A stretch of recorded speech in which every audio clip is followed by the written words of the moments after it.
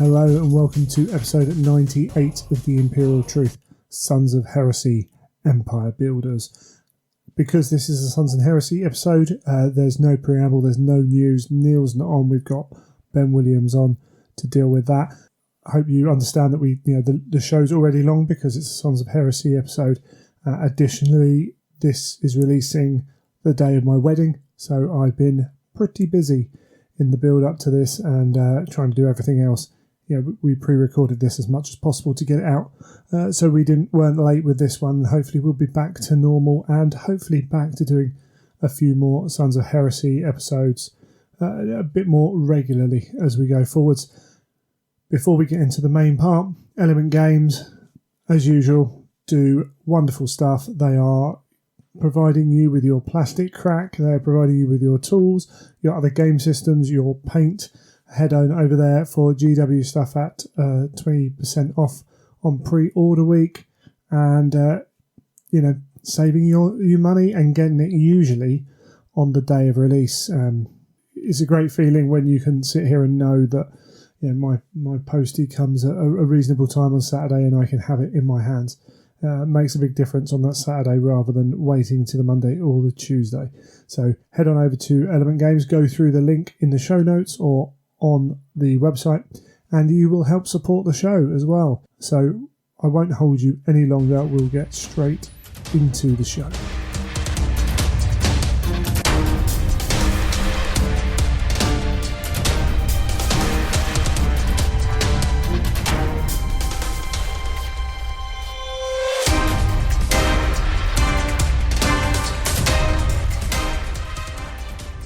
Joining me once again is Ben. Hello, Ben. Hi, Greg. How are you? I'm grand, thank you. And got you on because you are an Ultramarines player, Mr. Rubio? What was your... Guillermin Rubio, 2016. Yes, if you've seen those... Make Ultramar great again. 2016, 2 years ago, blimey. So, yeah. It was all a lot funnier back then. Yes, when it was, we won't go into that. But yes, so if you've seen those pictures going around, you brought it to, the event I ran, and it's been at a couple of others as well. It's all good, and you're a big Ultramarines fan. I am. I've been playing Ultramarines since the very start in 2nd edition. I inexplicably painted my first Space Marine Blood Angels. Right. And then for reasons I cannot remember, I painted the second and all subsequent ones Ultramarines. Obviously, I'm very glad I made the switch when I did. Well, you would have been one of the few back then. Yes, a long time ago now. Yeah, indeed. We won't mention your age. It's fine. So yes, we have got the Ultramarines, the 13th Legion. And we'll go through there. It's been a while, so if I'm a bit rusty on this, forgive us. I apologise for the space, but we're going to dive in to the Ultramarines. Before the outbreak of the Heresy, Ultramarines were, even right then, one of the biggest fighting forces in the Imperium. We got like 250,000 Astartes. That's the figure given. Yeah. The figure given. Bearing in mind, Isfahan, we're talking about Raven Guard at 70-odd, 80,000. Yeah. Something like that. And they're not one of those legions that have been afflicted with something per se. So, you're showing the size of the legion there. And part of that comes from controlling the 500 worlds of Ultramar. And also having a wonderful bureaucratic kind of organisational structure that actually sort of works. It's about as good as it gets in the Imperium circa M31. Yes, absolutely. And they're kind of like one of the major features is how normal in exclamation marks in quotation marks they are for Space Marines.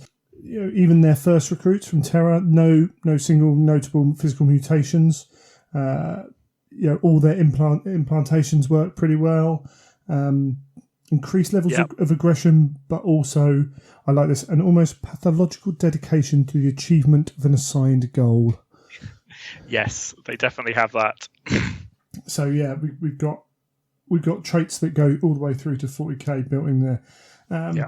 And they took that from a large a large selection of society as well. They didn't all come from one place, which is another thing that characterises them. It's quite different to some of the other legions, which a lot of them have very specific, even from their Terran heritage, like sub-communities that they draw their population from, whereas it sounds like all the way through the Ultramarines are a very diverse legion who aren't particularly anchored to one set of aspirants. But I guess their gene seed is obviously one of their main traits in terms of its stability and quality. And obviously, by the time we get to the 41st millennium, the strong implication is a very, very large proportion of the Space Marine chapters are on Ultramarines gene seed. And that is obviously a product of the Heresy and the Scouring, but is the core gene seed itself is just very stable. Excellent stuff. And we go from that, those people on Terra, the one thing that maybe connects them is they were all kind of one of the most violent, bitter resistance fighters.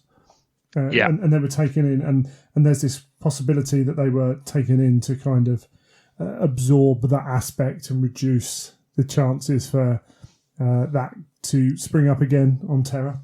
Further insurrection. I think there's an interesting parallel there with the custodes, actually, where a lot of the custodes are taken from, essentially they're like the firstborn or sons of defeated nobles, like other empires on Terra, and the Ultramarines are almost like the equivalent, but I guess for the non-custodes populations.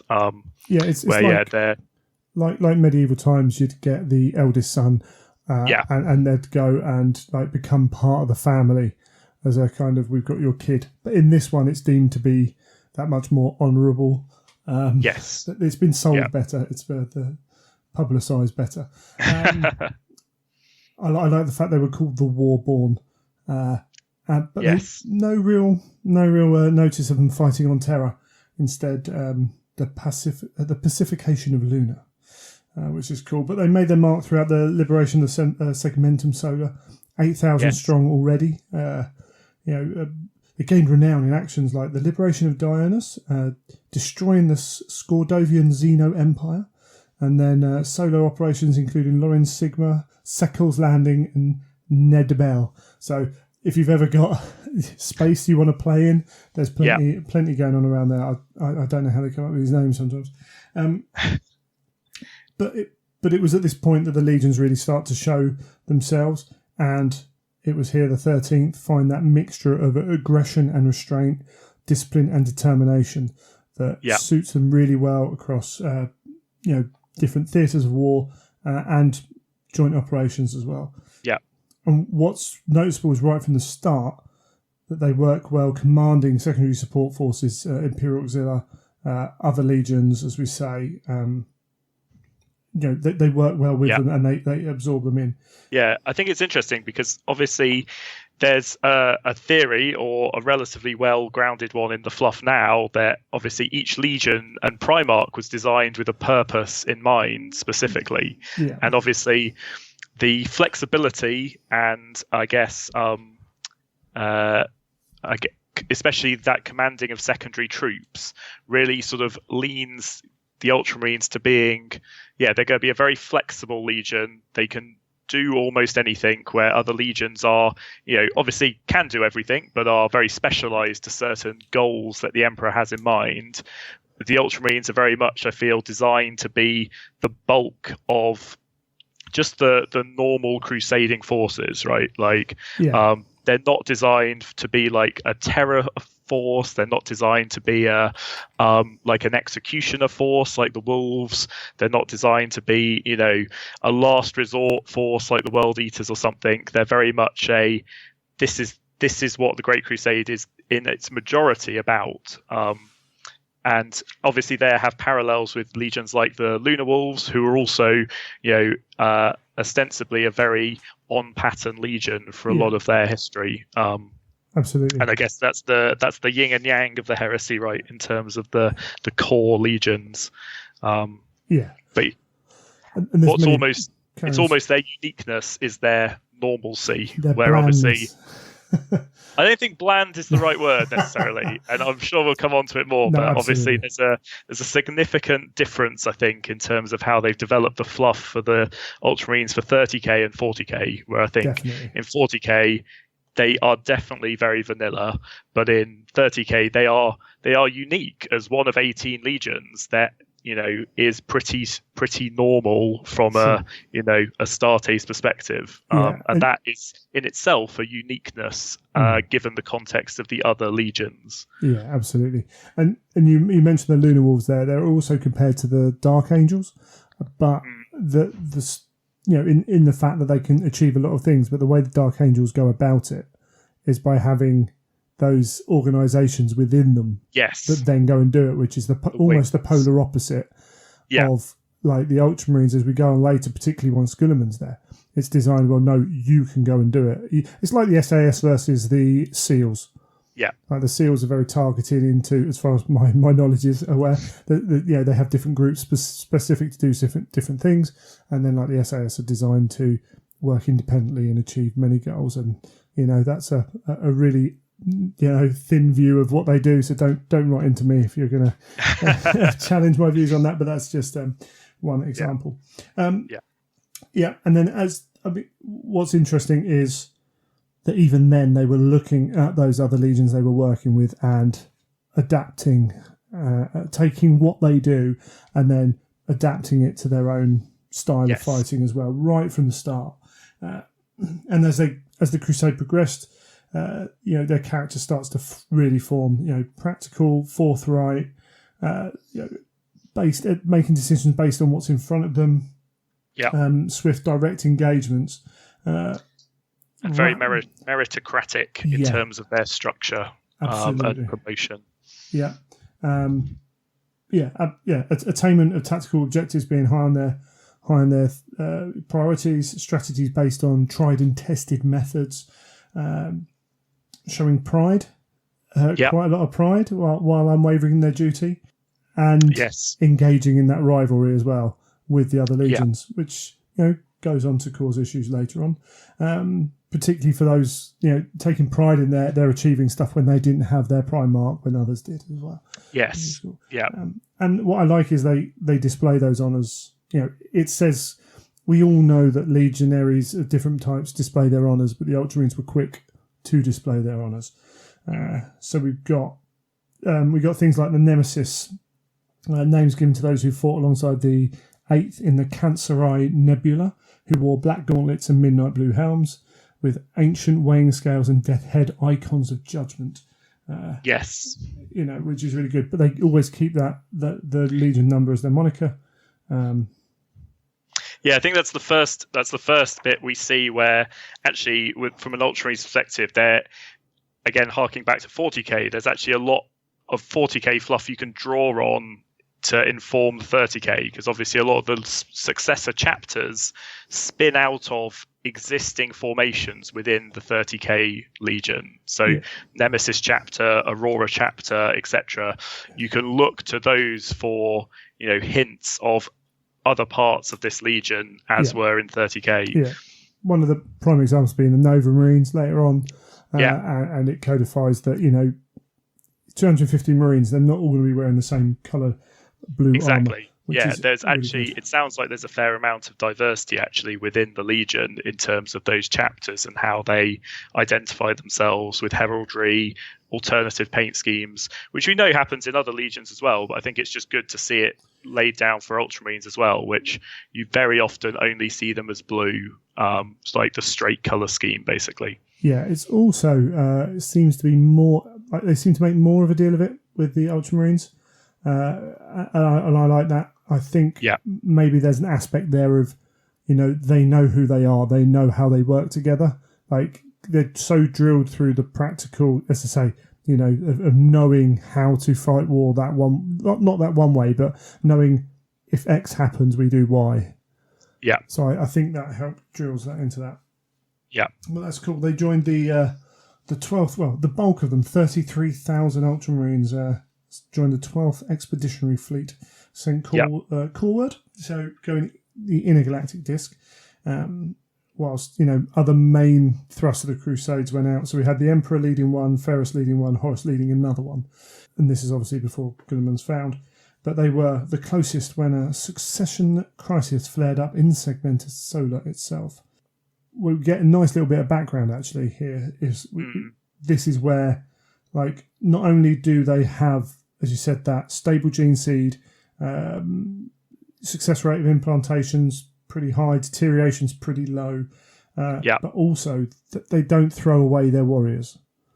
No. They're not the Death Guard, they're not the Iron Warriors who will feed a machine, they're not the Space Wolves who will achieve their goal, and sacrifice people to do it needlessly. The Ultramarines they'll spend what resources they have to, but they will try to look after their warriors.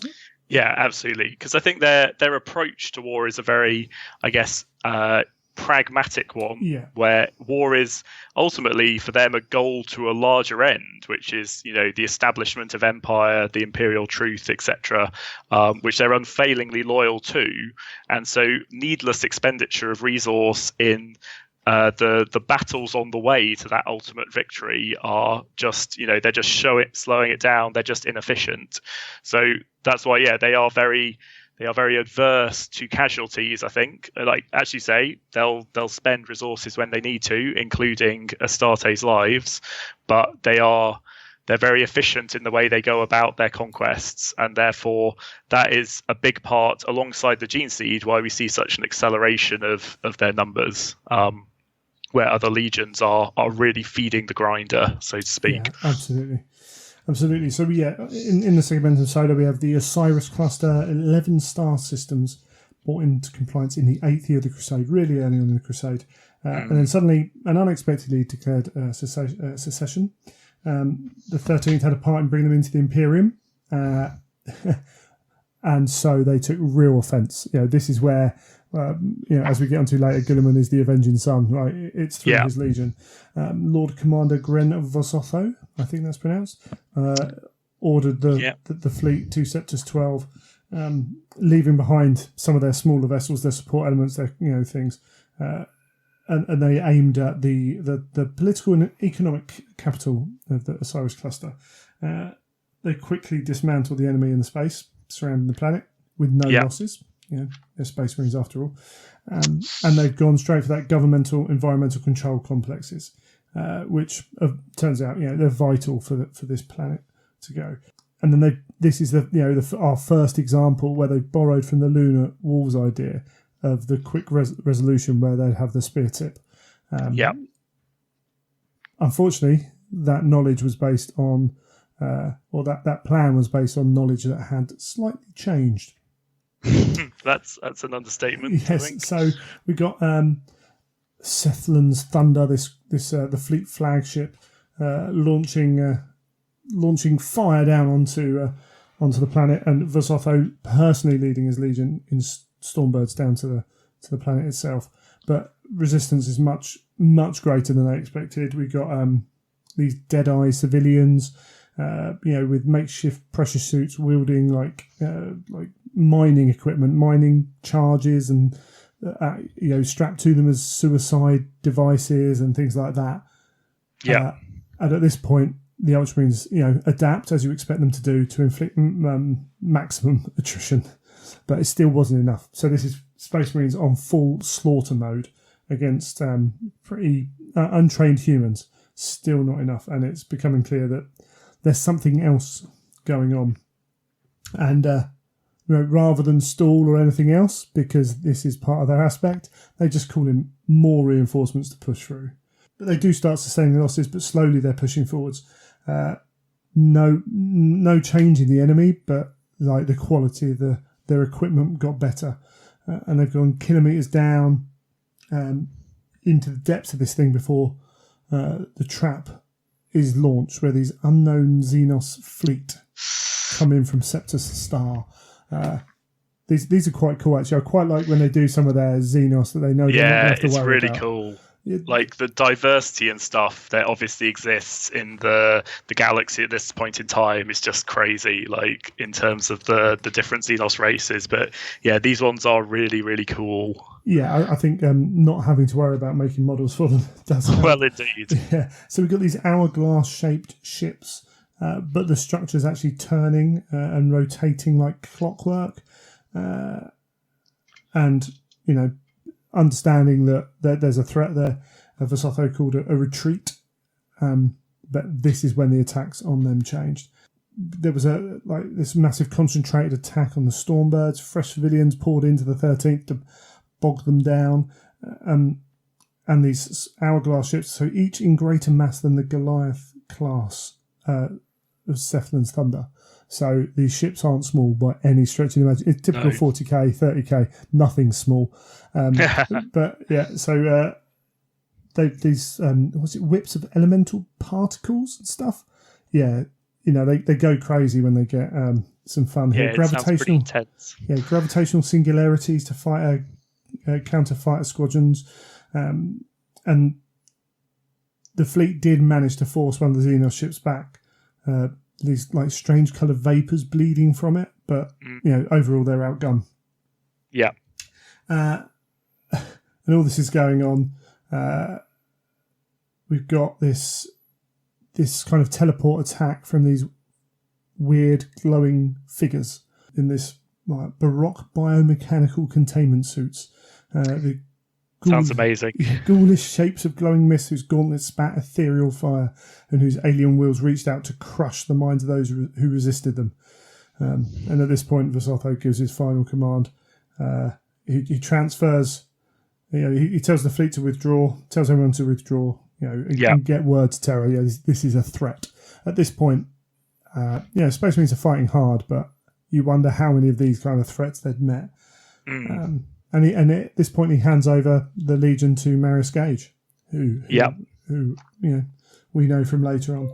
And getting some messages there. I think Gage not only fights his way clear, but also makes sure everyone gets on that Stormbird. Yeah, he's not messing around here. He is a mighty hero. he is absolutely in the proper way. But we're looking at the Legion suffering over 6,500 Space Marine losses.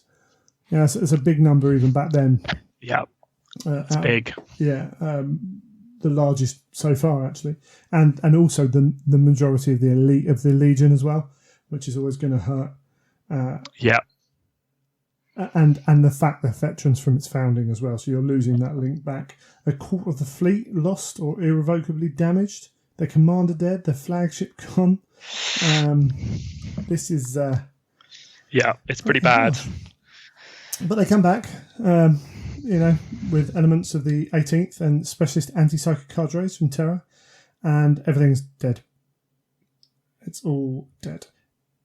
Come to this point where they realise that essentially these aliens have broken all these the human minds and used them. They started covertly burning out the will, stealing some bodies, leaving some to die, and building up through this psychic domination of rulers of the planets as well.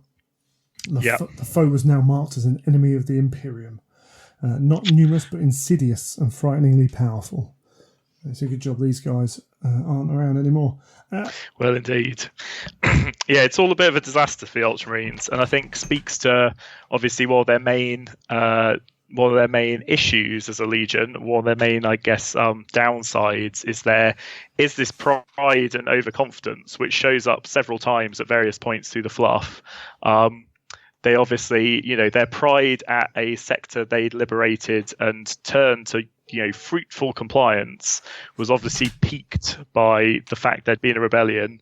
So they didn't do a proper investigation before committing their forces so wholeheartedly, and ultimately paid the price. And it's definitely a flaw of theirs that their pride can be wounded, not easily perhaps, but it definitely can be, and they can be drawn in to bad situations because of that.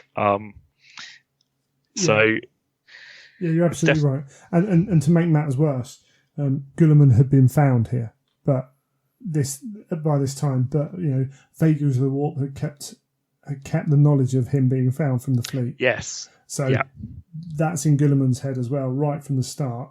But the Legion will fight on, but with a joyless hunger, and they shunned the laurels of victory and respect from brother legions as they did so. So, when they are wounded, they take it hard.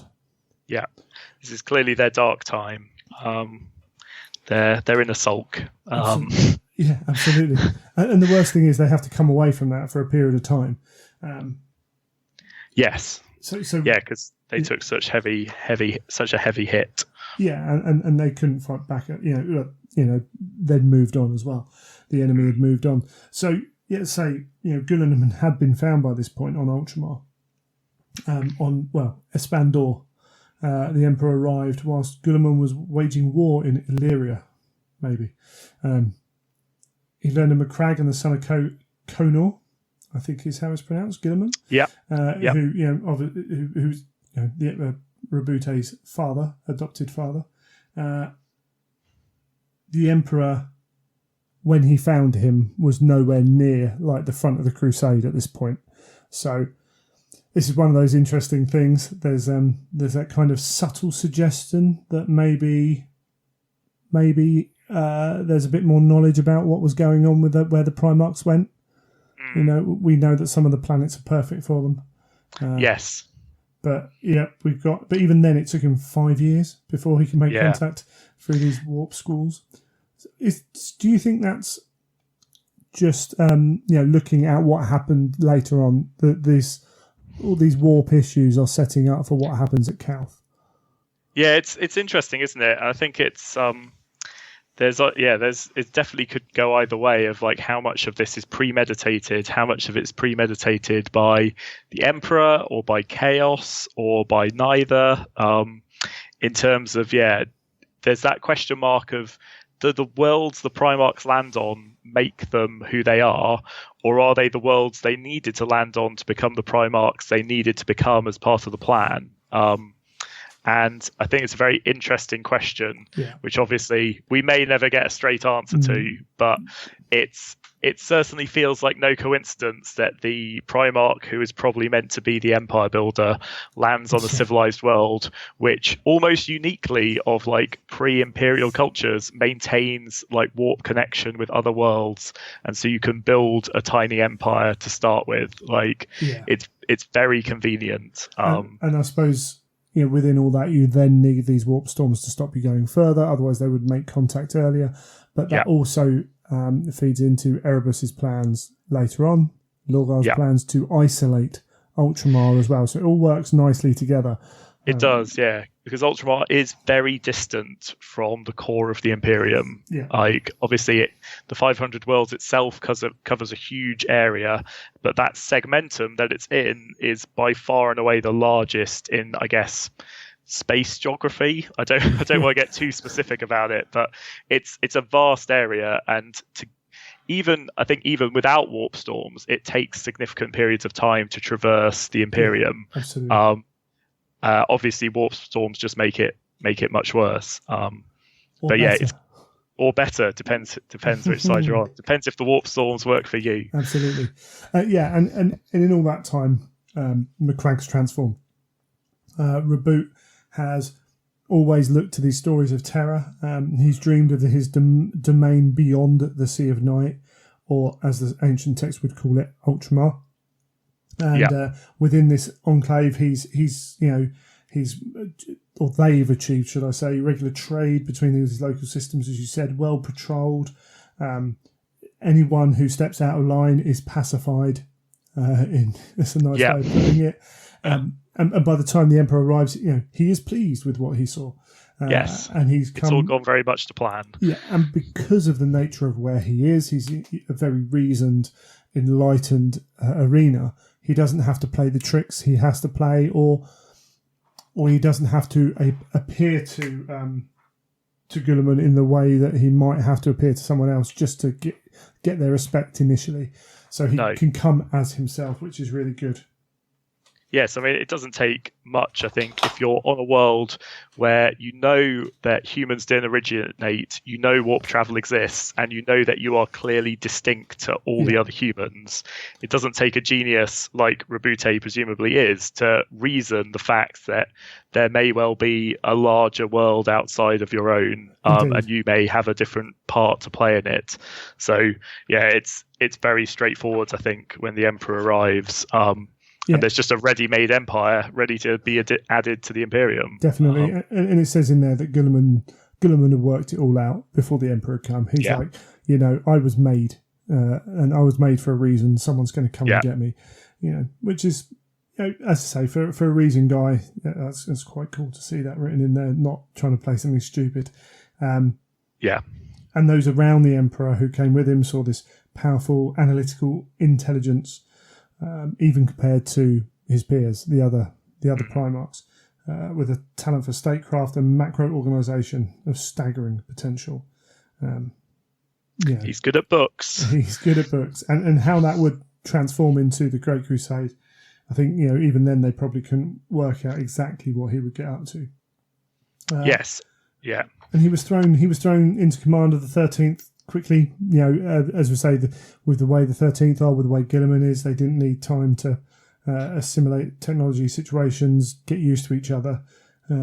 It would all happen fairly quickly. His oratory and vision renewed the vigour of the Legion, so getting them back on track from where they were, and he kind of filled that void for them, and immediately he looks to transform this Legion. He wants to take up this.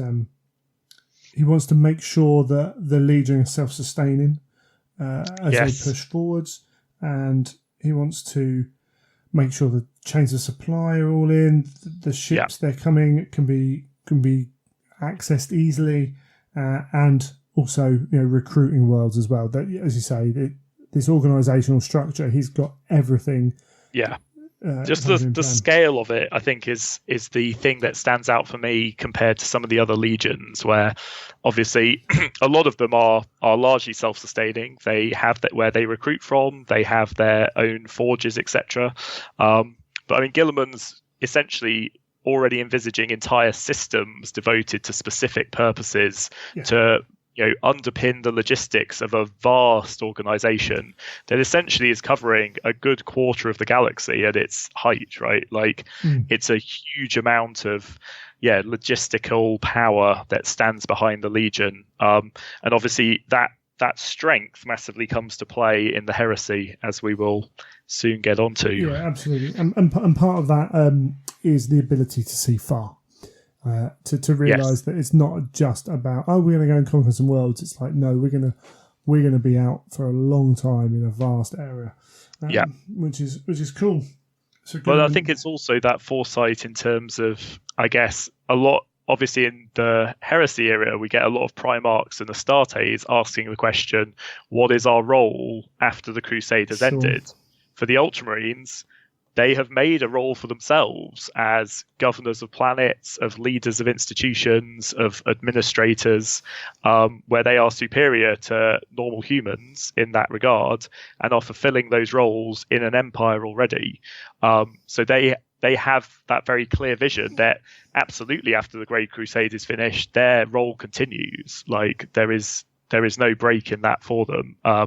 Whether that is really the truth or not, we don't know, but obviously they, unlike, say, a World Eater, they definitely have a role to play after the Great Crusade. Yeah, absolutely. Yeah, and you can see that across different legions. You can make the case for certain legions to still be around post-Heresy.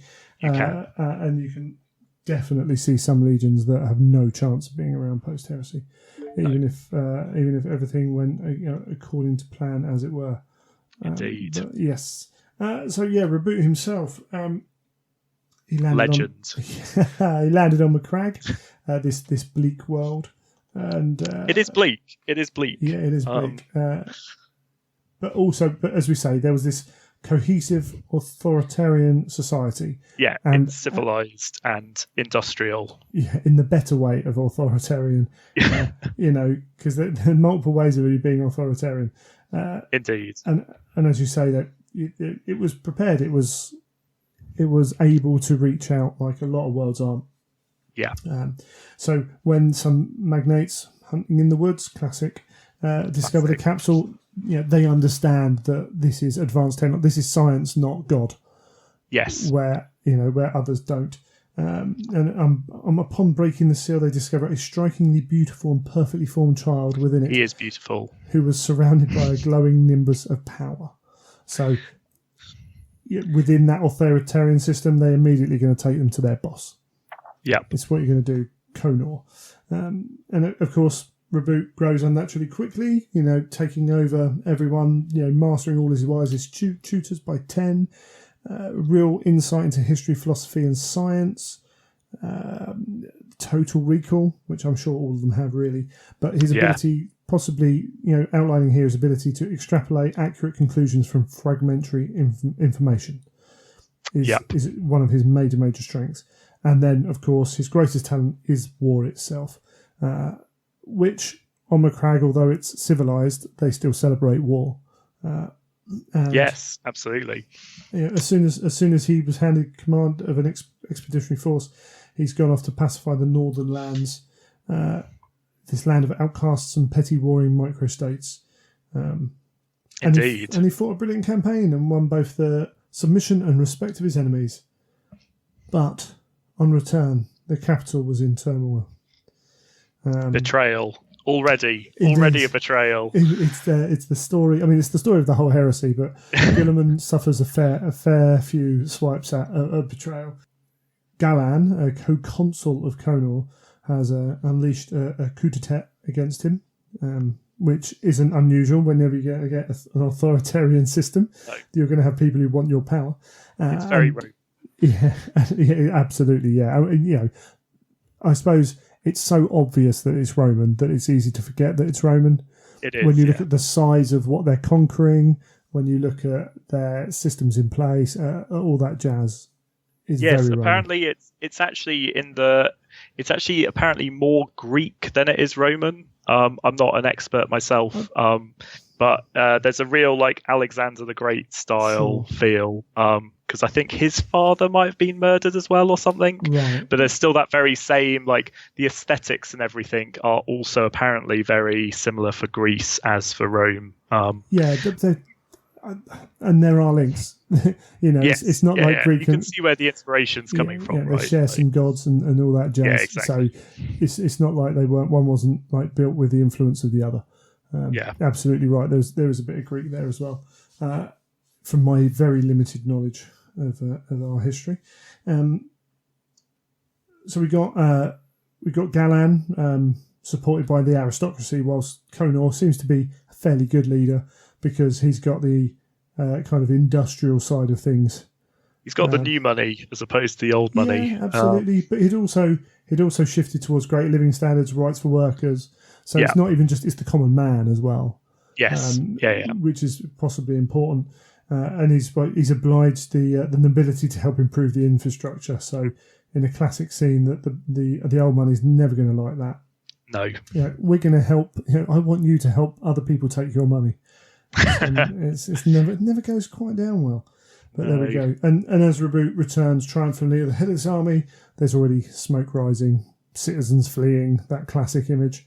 And then every refugee telling the same story. This private army had attacked the Senate. No one really knows what's going on. It's drunk mobs out in the city, looting, burning and murdering.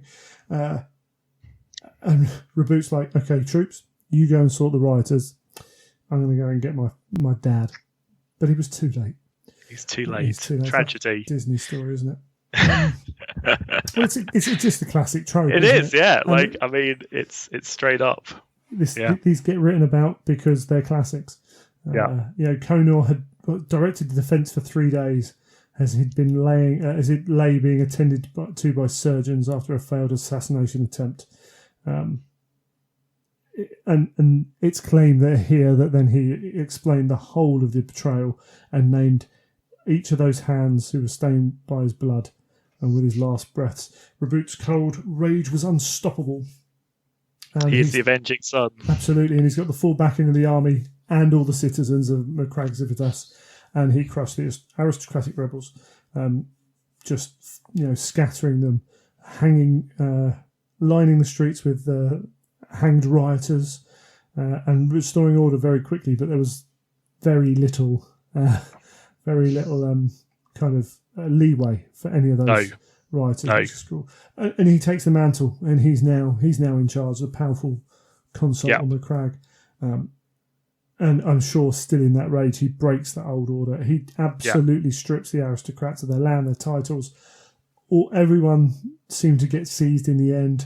All the ringleaders promptly executed, the rest sentenced to hard labour, rebuilding the city that they'd smashed up. It's a very, very efficient decision. Yeah, and they all died in their work as well. Harsh but fair. Yeah, he fits the Imperium quite well. He does. And all the hard-working settlers were given rights and everything else. A lovely socialist kind of order going on, and that could only have come about because of the superhuman kind of stamina, energy, and vision that you get from a Primarch. It was like, making sure that this was too much for a human to be able to kind of come through, and installing a meritocracy. So it's not just like many systems can get, and then it will get weakened down the line. The hardworking prospered. Those who shirk. It's also very harsh as well. Those who shirk face the draconian but even-handed punishment. Never a good saying. I think that's one of the interesting things about when we, I guess, sometimes think about Ultramar and the 500 worlds and what it becomes, and it's almost certainly one of the best places to live in the Imperium. But it is still not a great place to live, right? Like, it is still a harsh authoritarian state beset by Xenos empires, completely committed to genocidal war across the universe, right?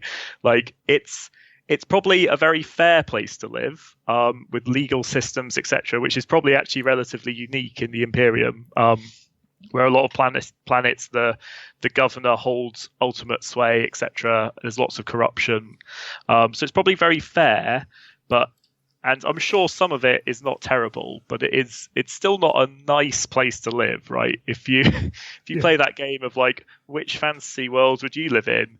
I still probably wouldn't live in Ultramar in the 31st millennium. Like, it's still pretty rough, I think. Oh, absolutely, definitely. But you'd still rather live there than Nostromo. It's probably the best place in the Imperium to live.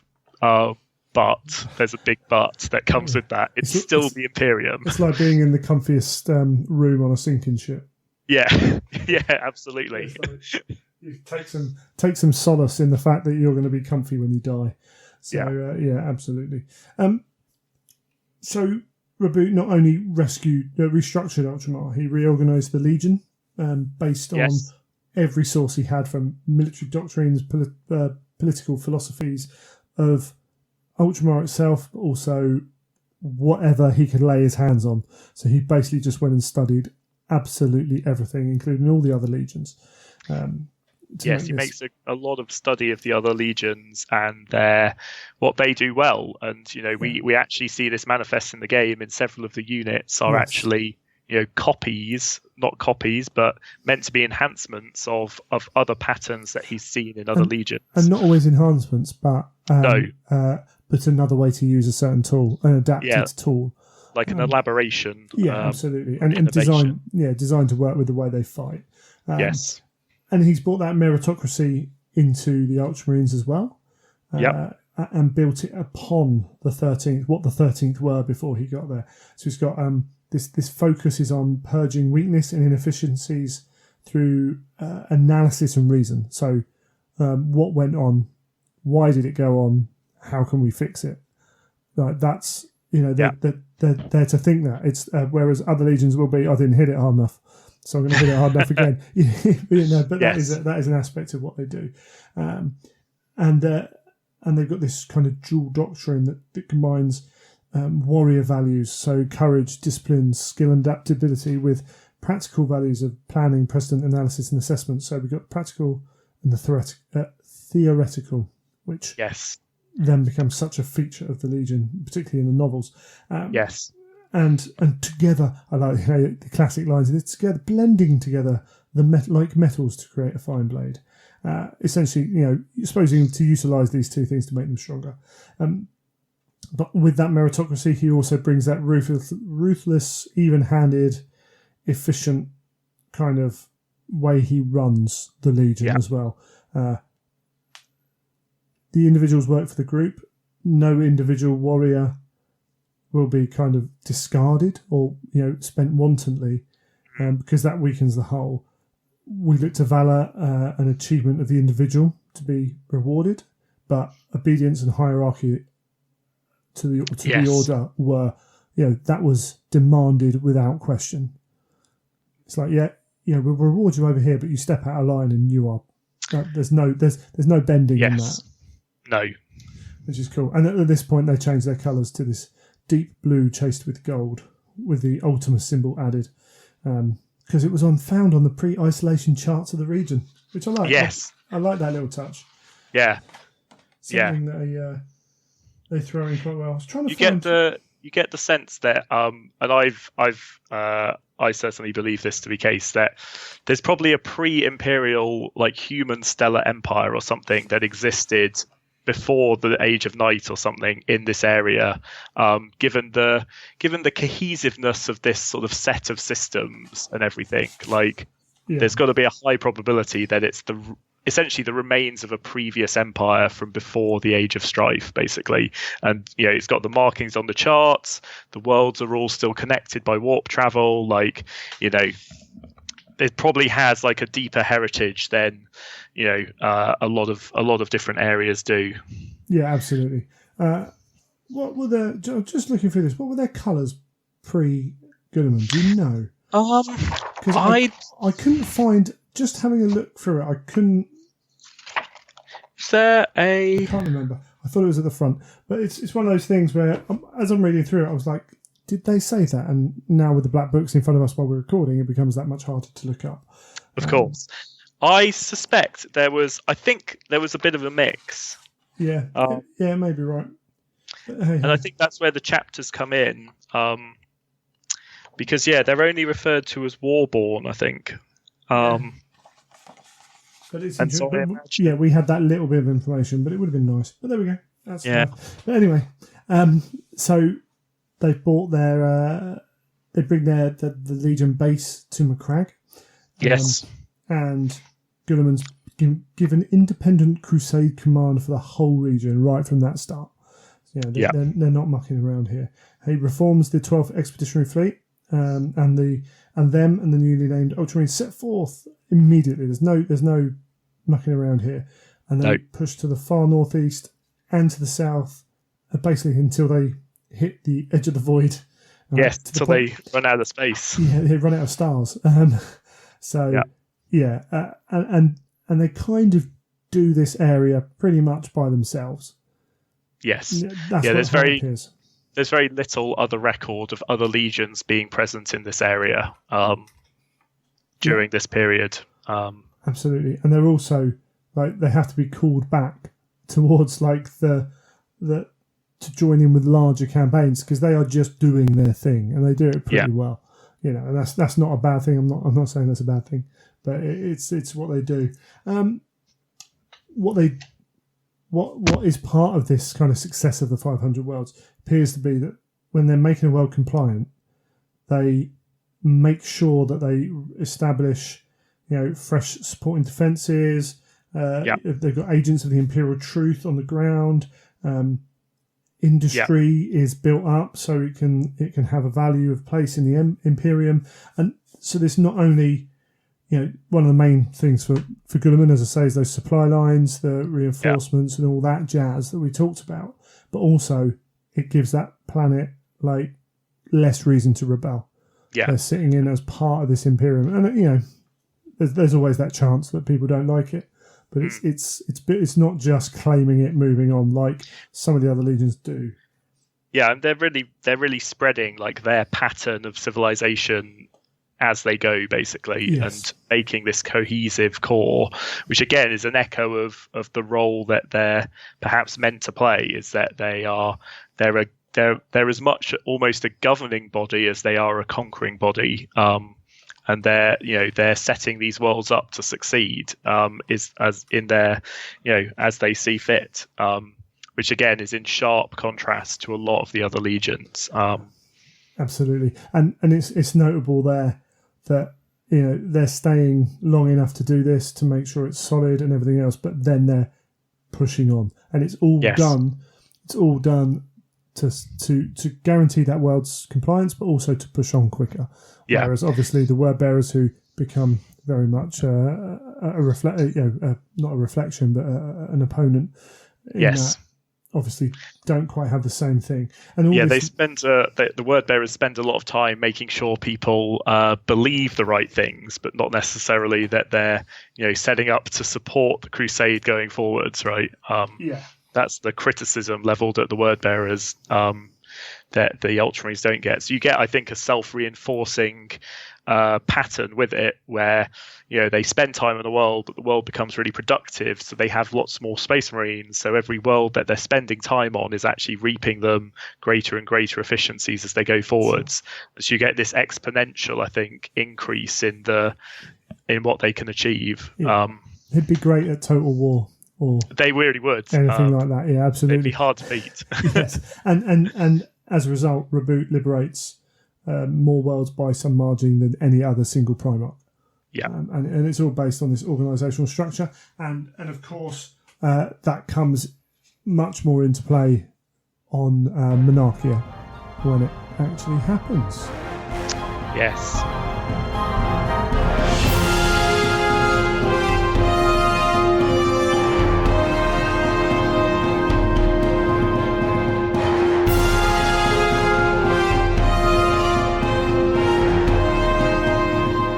Right, well, moving on, as it were, we left Guilliman taking loads of worlds and everything else, and we're having a little look at the way they did it, really. So we've got this rapid expansion, number of victories, and as we said, the fact that they're mindful of their losses, they've got the stable gene seed. That was even before being reunited with the Primarch. Once his gene seeds added in, they exploded again, really.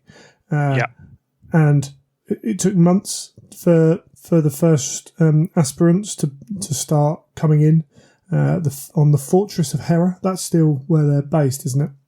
Yes, in 40k. Yeah, absolutely. I stayed all the way through, and and it's never stopped since then. They get a shed load of recruits as they need. Initially being taken from the surrounding worlds of Ultramar, but then as soon as they went out, they weren't shy in recruiting from whatever worlds they found as well. And obviously to get to 250,000 Marines, they were dwarfing the other legions. It's a lot of Space Marines. Yeah, so you combine that with the non-wasteful warfare. They grew quick as well. And then even when they were facing these really hard fought battles, the fact that they were huge allowed them to prosecute those wars and take less casualties because of their superior numbers. So absolutely. There's a real again, the efficiency builds on itself in terms of when they are faced with a challenge. They can put so much force in one place at one time that they can overwhelm an enemy, taking comparatively small losses. It's just very good. It's a good time for the Ultramarines. Absolutely, which they don't have a huge amount of good time for a period, but it's all good. So by Eleanor, there's this huge legion, as we said. The expeditionary fleet's been broken up into scores of smaller fleet. Still thousands of Marines, or tens of thousands of Marines in those fleets, but able to to support that many of them. There is the belief that the word bearers, in preparation for the heresy, had started to build up their numbers as well. And the Alpha Legion possibly, but wild traitor claims. Yes, Ultramarines reign supreme. Yeah, certainly officially, because those other legions would have kept that quiet. Yes. So we get this. Basically, this whole setup of the 500 worlds, which also, the strength of the Ultramarines numbers and the strength of the Ultramarines as a self-sustaining system, and having 500 worlds under its control means it's one of the primary targets for the War Master. He's scared of the power of the Thousand Suns and the Space Wolves as well. But this block that the Ultramarines and their system creates pushes them right up the scale of things. And the enmity with the Word Bearers, or the Word Bearers' enmity with them, should I say, really comes to the fore there. And and they're sent in. I don't know that it really carries on Monarchia a lot, actually. Do you want to mention what happens on Monarchia? Well, so obviously Monarchia is one of the Word Bearers' favoured worlds, which has been built essentially as a shrine to the Emperor, if we can put it that way, which is obviously deeply heretical against the Imperial truth. The Emperor, learning of the extent of Lorgar's transgressions against the Imperial truth, decides they need to be sanctioned and selects the Ultramarines for that purpose. Them being, I guess, exemplars of how to follow the Imperial truth very loyally without it straying over the line into actual worship. And so I think the idea is it's meant to be, certainly in Gilliman's mind, I think it was a very straightforward exercise, which made a lot of sense. But clearly, obviously, the Emperor and to an extent the Ultramarines as well, clearly miscalculate in terms of what they actually do. So I think they purge I can't remember the city's name, but they purge the city, which is like the shining exemplar of the planet, kill lots of civilians, including some that are very precious to the Word Bearers. Blind one of them, especially, who goes on to become a focal point for the Word Bearers. And it's after this sanctioning that the Word Bearers change course, and Lorgar essentially falls towards the worshipping someone else other than the Emperor, because it seems like the Emperor does not want to be worshipped. Now, obviously, anyone, for some people that'll be old news, but there are people who aren't quite as who are newer or whatever. That can all be found in the First Heretic. You can find the story of Monarchia. You're absolutely right in that they use like that, and it's pretty much the Emperor's decree. So the Ultramarines are there, and they act. Everything they do is based upon either the Emperor or the Sigillite. Kind of working together, deciding to do this, and it's one of the things that suggests that maybe there were ulterior motives to how the Emperor had the legions working, because it's one of those things where it was maybe the wrong lesson to be taught.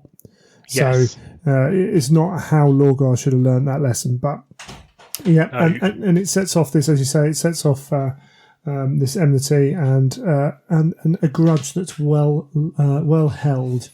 But there we go. It's certainly, I think, held by the Word Bearers. I think the Ultramarines think very little of it and sort of move on from it very quickly, as they did their duty as commanded by the Emperor. The Word Bearers had erred to an extent and needed to be brought back into line. And obviously, ostensibly on the surface, for the next 50 years after that, the Word Bearers are model citizens of the Crusade. They conquer a lot of worlds. They, on the surface, rein in some of their excesses. Obviously, we know that they do a lot in secret during that time. But I think the Ultramarines, while potentially aware, obviously, of the Word Bearers' grudge against them, do not really hold it against the Word Bearers. Yeah, absolutely. And also, the perception is that the lesson was taught. So they get to sit there and say, yeah, see, we were right. We are models. You should be more like us, which only probably rubs it in. But there we go. Such is life. Moving on looking at the structure of the Legion then. Right from so we've basically got up to about the point of the Heresy. Yeah, absolutely. And so there's then quite a lot of detail about how the Legion was structured just prior to the Heresy, in terms of its organisation. And what I think is interesting about this is, and the structure that they were working towards, was that actually, even at the point of time of the Heresy, the Legion structure was a work in progress. So Guilliman had laid out, I think, a number of chapters with the number of legionnaires per chapter for a legion of about 400,000, I think, if you do the maths. Right. And clearly, not all the chapters were full at the point of the Heresy, but they were already. Again, is the foresight of Guilliman, and the grand planning is, he's working towards a very grand goal in terms of the size of the legion and what he thinks he needs, presumably, which is still in progress by the time we get to the Heresy. Obviously, Calth itself is a work in progress when we get to the Heresy, and so they've got this machine up and running. They're doing a huge amount of work at the point that the Heresy happens. Yeah, absolutely, and it's all fundamentally built on the base principles that were in play right from the start. Companies of 1,000 warriors in chapters of 10 companies. Yeah, they sort of conform to the Principa Bellicosa, which is what it was called beforehand, and they wore that as a badge of honour, that they were what we would describe in 40k as a codex chapter. They followed that principle, and built upon it, but they followed that principle. And Guilliman wasn't going to change that. We talked about, he sees that strength of having that structure, but will build upon it and elaborate upon it. And within that, we've got adopting other legions' tactics, and as we said, units as well. Technologies. And it's clear that Guilliman is innovating, I think, through the Crusade, in also not just, building on what other legions are doing, but I think there's reference to essentially him collaborating with other Primarchs to develop things, to develop new weapons. Like the Arcus is a good recent example, which was designed apparently by Guilliman. And so, there's a number of specific things that I think mark them out, and I think what marked them out as well is they are adhering to the ostensible Principa Bellicosa, which almost no other legion actually adheres to, because they all have their own sort of eccentricities, at least on the surface. Yeah, and ironically, this in 40k, when we get to that, this kind of absolute structure of the Codex, we found out now. Now Guilliman's returned was never the point. The point was that was the framework upon which you build around, and Guilliman shows that here. He's like, yes, you have got a base structure, but you can build upon that, which he does. They became a bit inflexible. And the Legion itself, going forwards, they were using, as we said, the overwhelming force. They didn't rely on specialised companies. Again, we covered little bits of this, but they've got kind of equal amounts of stock units, so that they weren't heavily tactical. They weren't heavily assault. They had a good number of everything to be able to face. Well, clearly I think they had an abundance of supply, so they were very heavily equipped with all marks of support, tanks, all of that stuff, so that whenever the company or chapter went into battle, they had the tools for the job. And just because of that massive support network, they clearly had a lot of war material. Within that, there are some specialist chapters which I think are worth calling out. So the Aurorans, which obviously again are a 40k chapter, have a much larger pool of vehicle support. And then the 22nd, who are the Nemesis chapter, who are the sort of, exterminatus chapter is how I term them, but basically the ones who use all the prescribed weapons. So Guilliman isn't like Vulcan, completely against things like Phosphex and rad weaponry, etc. But he sees its use as needing to be sparing, because the effect of those weapons on otherwise productive worlds are very deleterious. So from the view of every world that's conquered should try and be as productive as possible, he limits the use of those weapons. But when it is practical and theoretical to use them, he will absolutely use them. But there's basically a chapter who are much more predisposed towards those, which is, they'll have a lot of destroyers, etc. They are usually displayed in black armor with blue elements, so a bit of a inverse of the color scheme, which is quite cool because it means you've got a different scheme that you can do a chapter or an army in. Absolutely. So there's clearly still a lot of diversity in that. And I actually did my Ultramarines Leviathan with Phosphex in black to fit that chapter. That's cool. Also, it just looks really cool. Absolutely. Yeah, and as the Legion broke up into these sub-crusades, it became even more important for most of them to be that self-sufficient, being able to do everything. And they even went as far as supplementing their supplies with area-specific kind of Forge World-specific style weapons as well. So there's lots to play around if you want to make an army of having lots of variations within that force, even within a legion that absolutely is very kind of by the book, which is really cool. I think almost obviously all legions, it's usually said, has access to all types of armies, so you can build whatever you want with it. But I think the Ultramarines, almost more than anyone else, really have that freedom because there were so many of them and they had so much equipment that any pattern of army you can think of building, they had access to it in plenty, basically. Absolutely. And then we got these two really different chapters, the Evocatai chapters, should I say. Yes. Two double-strength chapters composed of raw recruits and then war-hardened veterans. Vosotho, when he was Lord Commander, utilised the recruits at the forefront of the campaigns. Guilliman had a very different task for them. They were first sent on tours, defensive operations, as like the finish of their training regime. And then once they got a little bit of that underneath them, were then used in battle. But they had, quite interesting that their recruits had more rigorous and lengthy cerebral conditioning and memnetic implantation than most other legions. So he's really doubled down on that, trying to stop them kind of turning. And then the Invictari that came later is a veteran cadre. So they can serve as elite units, but they're also kind of the testing ground for future command. So they're meritocratically picked out and then put into these cadres. And it's not just bravery, feat of arms, it's governance, organisation, administration that's looked for as well. Yeah.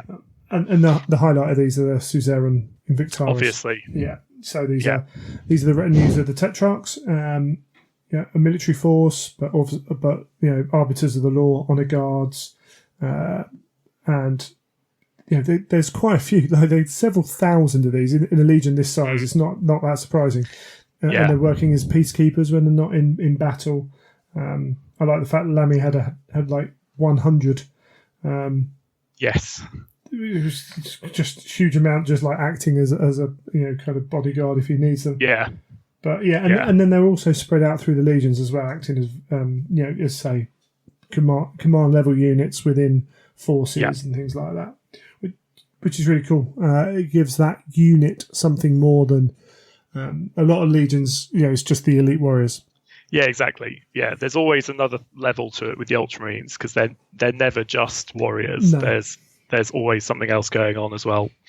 And then there's one final section, the Vigil Operate. Indeed. So these are... Guilliman will never put a tool aside. No. Because that tool will be useful at one point.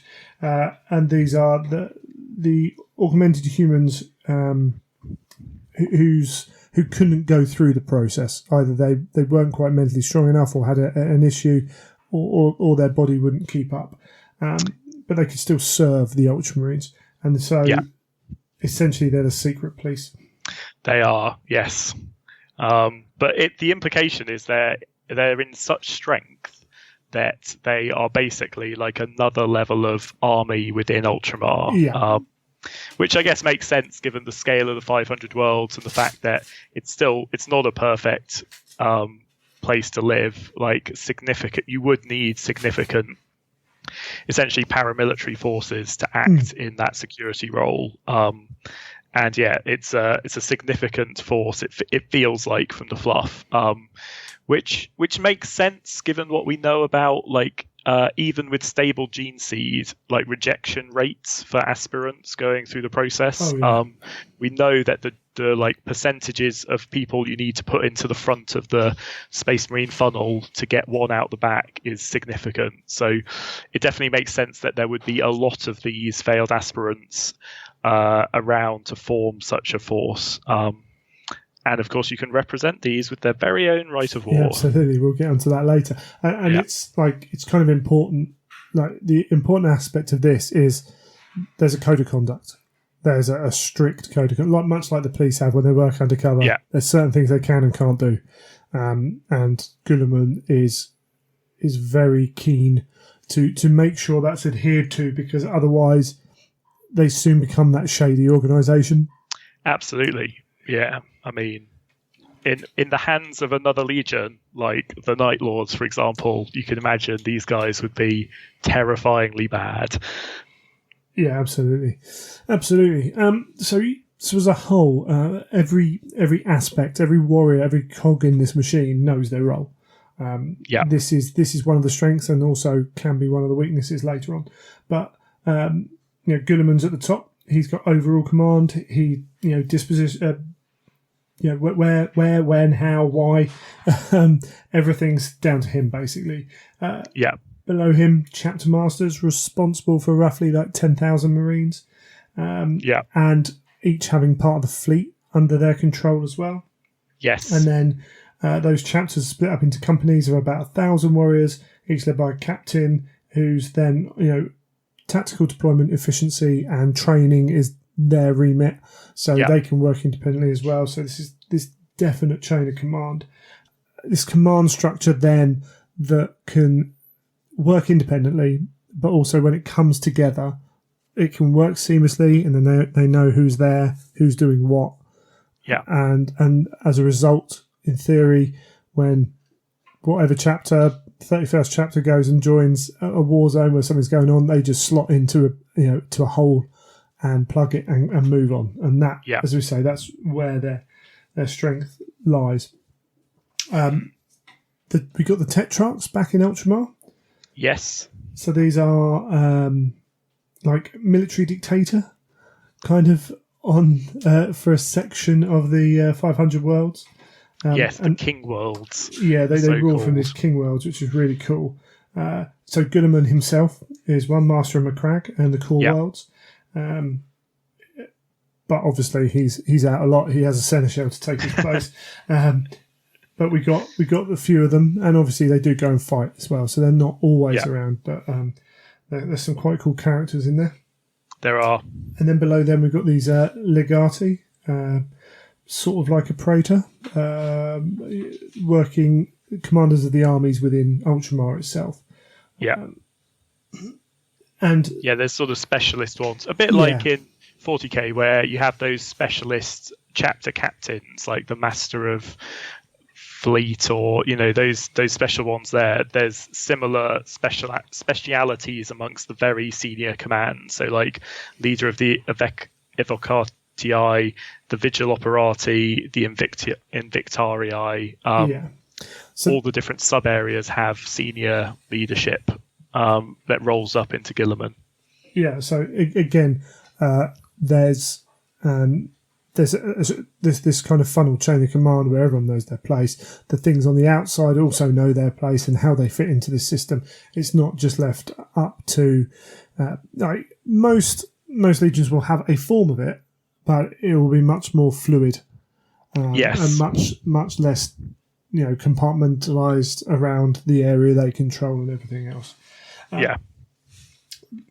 Weirdly, for having 250,000 troops, their fleet was relatively small, but that's in part because of the way Guilliman's organised it. So he's got a close alliance with the Imperialis Armada fleets of Ultima Segmentum, and he's relying on them for the powerful capital ships when he needs like extensive bombardments or what have you.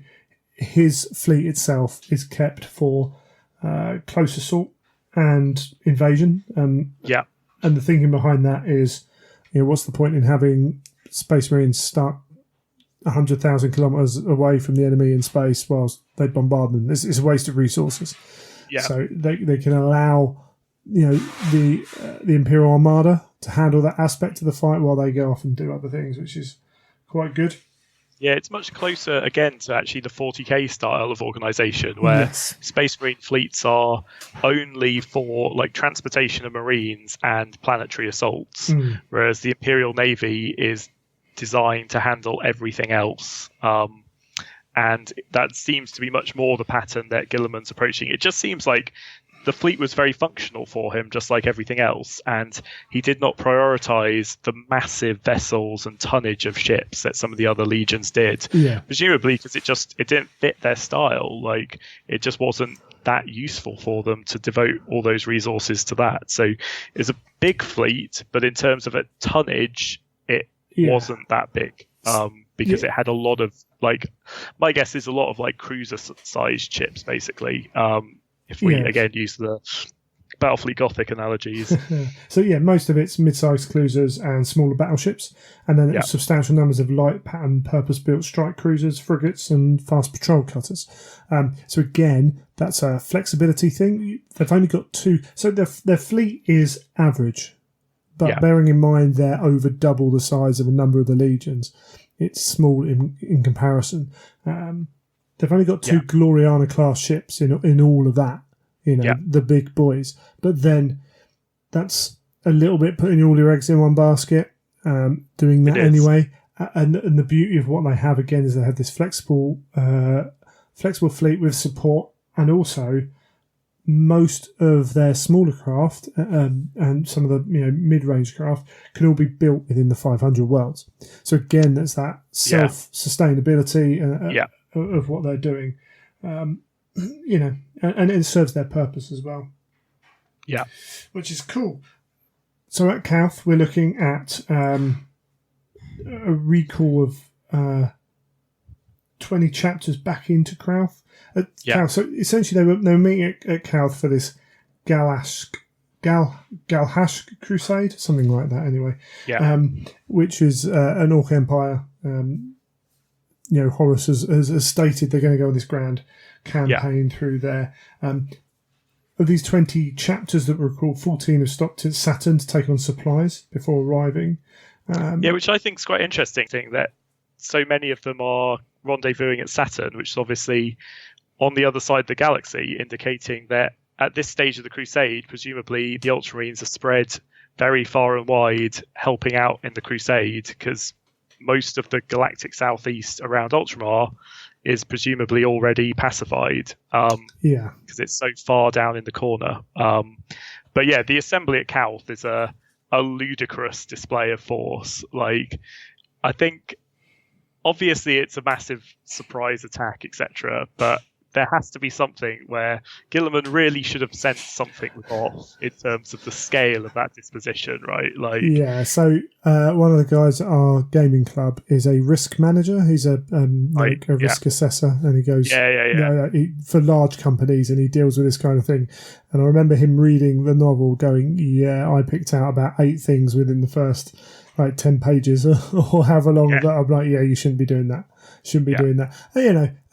But I suppose, we're not superhuman beings that have absolute faith in their brothers. And they have nothing to... orders, aren't they? Yeah, absolutely. They've received a clear order from the War Master.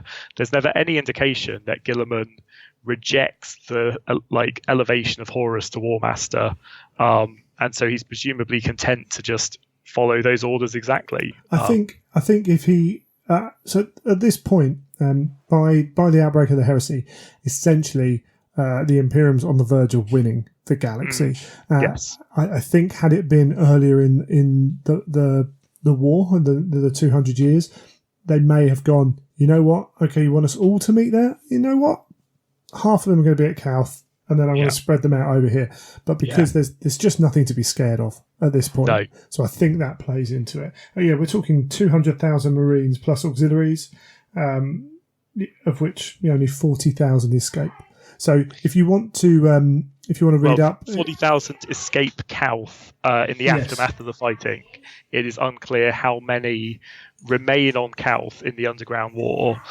Subsequent bits in the Heresy novels, I think, indicate that certainly by the Siege of Terror, the Ultramarines have regained a huge amount of their fighting strength, which suggests, to me at least, that probably quite a lot got off Calth eventually, but only after, the Underground War's like 3 or 4 years at least. So it's pretty rough. But otherwise, the maths doesn't massively tally up. So I mean, they've left it unclear, for good reasons. We all like a bit of uncertainty about what's really happening. But yes, obviously Calth is a huge catastrophe. But the Ultramarines do come back from it. Yeah, I mean, the only thing is with the speed that they can recruit, and we see the Dark Angels gearing up, right from the start, they would have been recruiting more in and pushing them out the door as quick as possible. But they do well considering, I think is the answer. They do. Is it? I'm trying to remember the name of the book now. No Fear. No Fear. That's the one. Great book. Yes. So if you want to read more about Calth, you got that. Essentially, yes, the word bearers spring this trap. Because they're joining to meet with the Ultramarines as well. So it's not just the 200,000 Ultramarines. It's also the plan to have more of a fleet there as well, mainly the word bearers, but also others. There's a huge amount of ships to have in a small area comparatively. And that's before you talk about Imperial Army, Mechanicum. Mechanicum, Titans. Everything, like the full panoply of the Imperium is represented at Calth, maybe without the Custodes. I think they're the only thing I can think of who weren't there, or we have no record of them being there, because I'm sure the Sisters of Silence were very active in the 500 Worlds. Yeah, so once we got out of Calth, much of their big ships have gone. And they're kind of dependent on more small craft and push making spacecraft up the priorities on the Forge Worlds they have. A small amount of heavy ships weren't present, and they, so they get them. They also kind of commandeer some Imperialis Armada vessels and modify those for Marines. The one thing that they were able to do was do that very quickly, again, with the resources they've got. Everything else that they've managed to alter those. And we've got some kind of key chapters that weren't at Calth, particularly if you want to play them in the game. You've got the 7th, the 7th on the Eastern Fringe, the 10th too far away, the 24th and 25th, elements of the Evocate Evocatai. God, what am I doing? Sorry. And alongside the 19th were to remain as defence for Ultramar, so they weren't on Calth as well. So there's still going to be still a large amount of Marines to choose from around that. Absolutely. So you've got on the numbers at least 50,000, which is almost as big as some other legion. Absolutely, on Calth. At least 40,000 leave immediately afterwards, so that's still 90,000 to fight the Shadow Crusade at day one of the Shadow Crusade, and whoever gets off Calth eventually, basically. And then just the recruiting machine fires up. Yeah, absolutely. And we've got, as we said, multiple times now, this 500 Worlds kind of the resources they could pull upon to build stuff. Yes, they may have moved to more ships, but they have been pumping out rhinos and land raiders. Armoured assaults directly into their line is kind of a thing that the Ultramarines like to do. So they've got plenty of those. The Predators, the Sakarans, Whirlwinds, all in good numbers. And then we mentioned the Aurorans before. You know, they would like to have as many super heavies as they can. So, you know, if you want an army with multiple super heavies, maybe the Aurorans is the way to go. They're kind of well filled up for that as well. And one of their kind of primary things, or one of the things they're known for then, is the Damocles Command Rhino. Yes. Which, you know, other legions took on, but it was based on what the Ultramarines built and how they used it. The legions have borrowed, and as a result, when you're playing the game, you can have one as a command section, HQ. You could choice. have one as a dedicated transport for Master of Signals. That's right. So you can sneak in a 4th HQ choice. Filth, absolute filth. So yeah, and that sets up like this is where the Ultramarines are. They've got yes, they've been shattered, but they're still a very big fighting force. They've got really well kind of stocked vehicle departments. They've got maybe not the biggest ships in the Heresy, but they've got a decent supply of ships. We'll talk a little bit more about Calth and the 500 Whales and everything else, but they get to a point where they're still a threat. Absolutely. We see that at the end through the Heresy as well, which is really cool.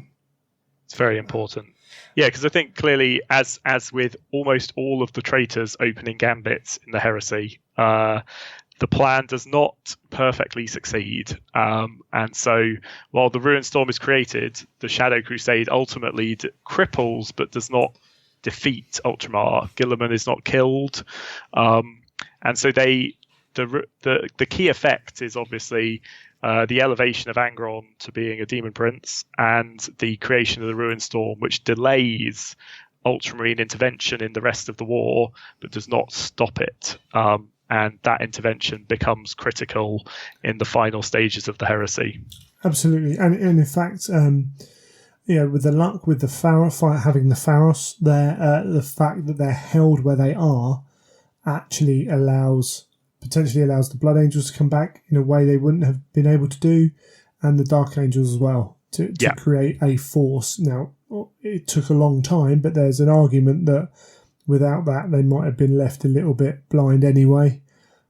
So, it has an effect, and Guilliman tries to make do with what he's got, and we'll go a little bit into that in a little bit. They've only got one exemplary battle. They do. But it's quite a big one. We're talking about 50 years after Guilliman's taken charge of the Legion. He's record is almost unblemished, but still that Osiris cluster, those hourglass ships, is a shadow over not just the Legion itself, but the new recruits as well coming in. Yeah. And he's set in his mind that we need to kill them. We need to redeem ourselves in that fight. And so right from the start, he's studying them. Possibly knowing, possibly hoping he knows that they're going to fight them again. And over the years, lots of Cybrid reports come in. Almost all of them aren't them. It's another Xenos.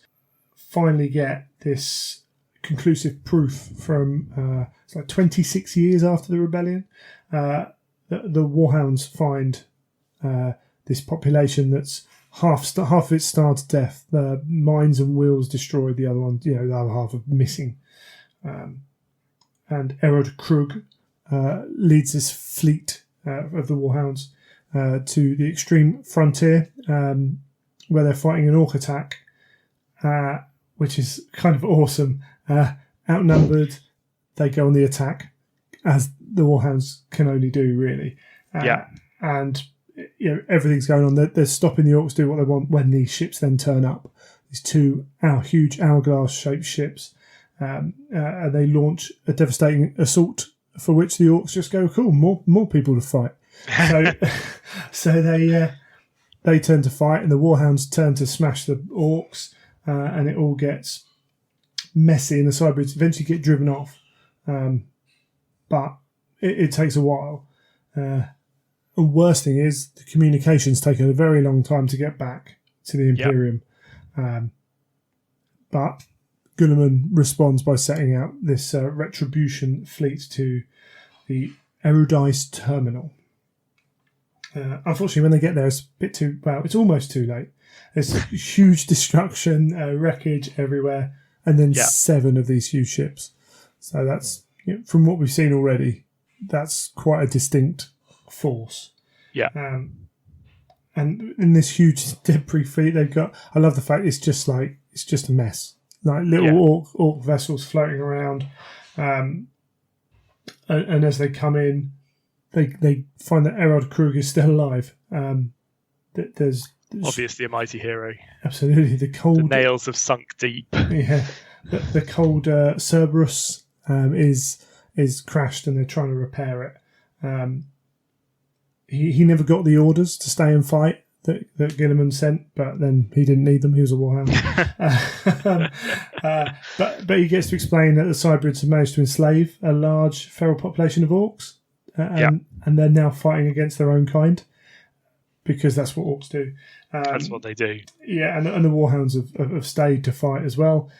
More orcs have come from this Glortian Empire.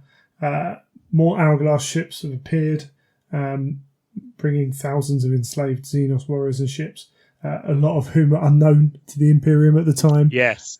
It's just like, this is quite huge battle that's going on here. And Guilliman immediately modifies his plan that he's come with and just launches to attack, leaving the warhounds where they were, which must be like hell for them. But hey ho, such is life. They love a fight. Yeah, absolutely. But Guilliman knows that his legion need to kind of do this by themselves to really kind of build themselves back up. And they've gone full out, massive burn, assault charge towards these ships, which is again not their style. It's a bit more blunt than they're used to. But Guilliman's worked it out. He's a bit like Admiral Thrawn, if you've read that series, or Ender from Ender's Game. Oh yes, he knows exactly what's going on with these guys from studying them. He's worked out that actually there aren't many of them. They don't appear unless they absolutely have to, or they know they've won, and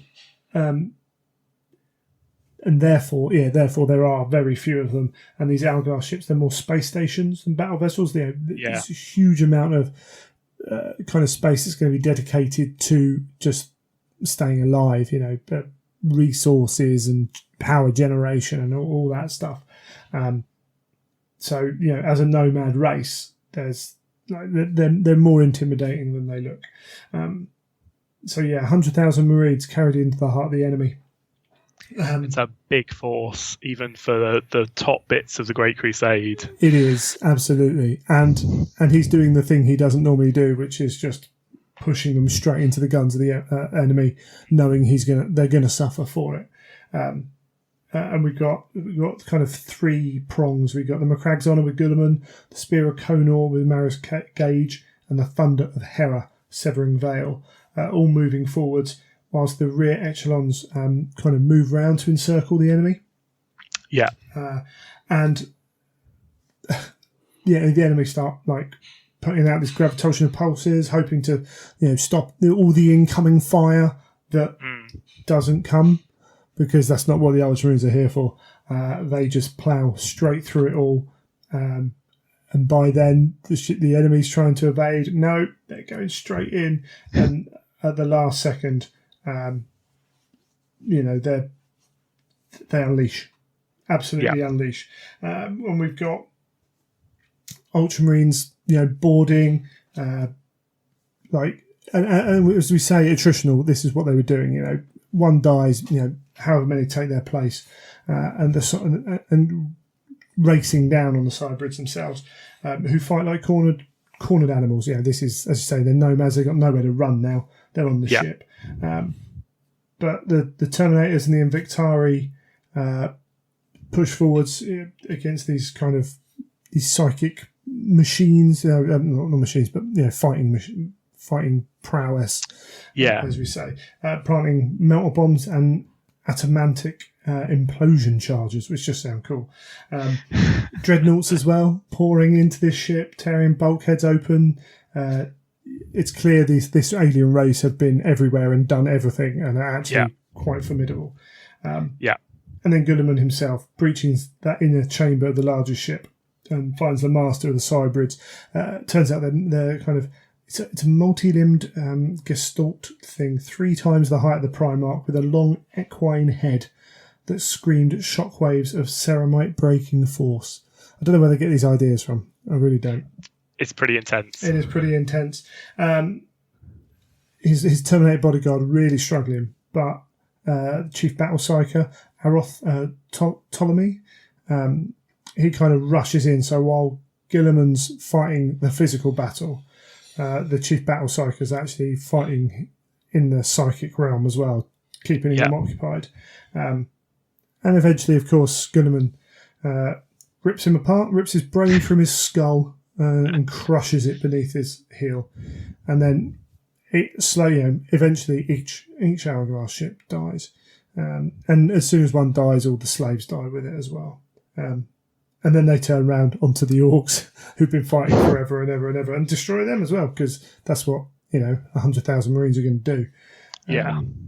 But they do take several thousand casualties, including quite a lot of the veterans. So this is a point where they're losing a lot of that link back to Terra, which must be hard for a Legion to do that. But again, they knew. Yeah, there's very little talk, is there, about Terran links to Terra or Terran veterans in the Ultramarines. They seem to sort of move on from it incredibly quickly. Unlike, obviously, for some other legions, it's a really big part of their culture and the history of their legion and the splits in their legion between the Terrans and people from elsewhere. But you don't really hear it at all for the Ultramarines. No, absolutely. I think part of that is down to the fact that the 500 worlds, the Ultramar itself is civilized and probably fairly Terra-like in terms of that. So there's it's much easier to integrate into that. And whereas, I say, a lot of the other ones, Salamanders, Space Wolves, things, White Scars, there's huge differences between the Terran Marines and the ones from their own planet. But yeah, that's kind of all the background. I think we can talk a little bit about them in the Heresy. So as we said, you've got No Fear. You've got what's the? Oh, blimey, my mind's gone blank.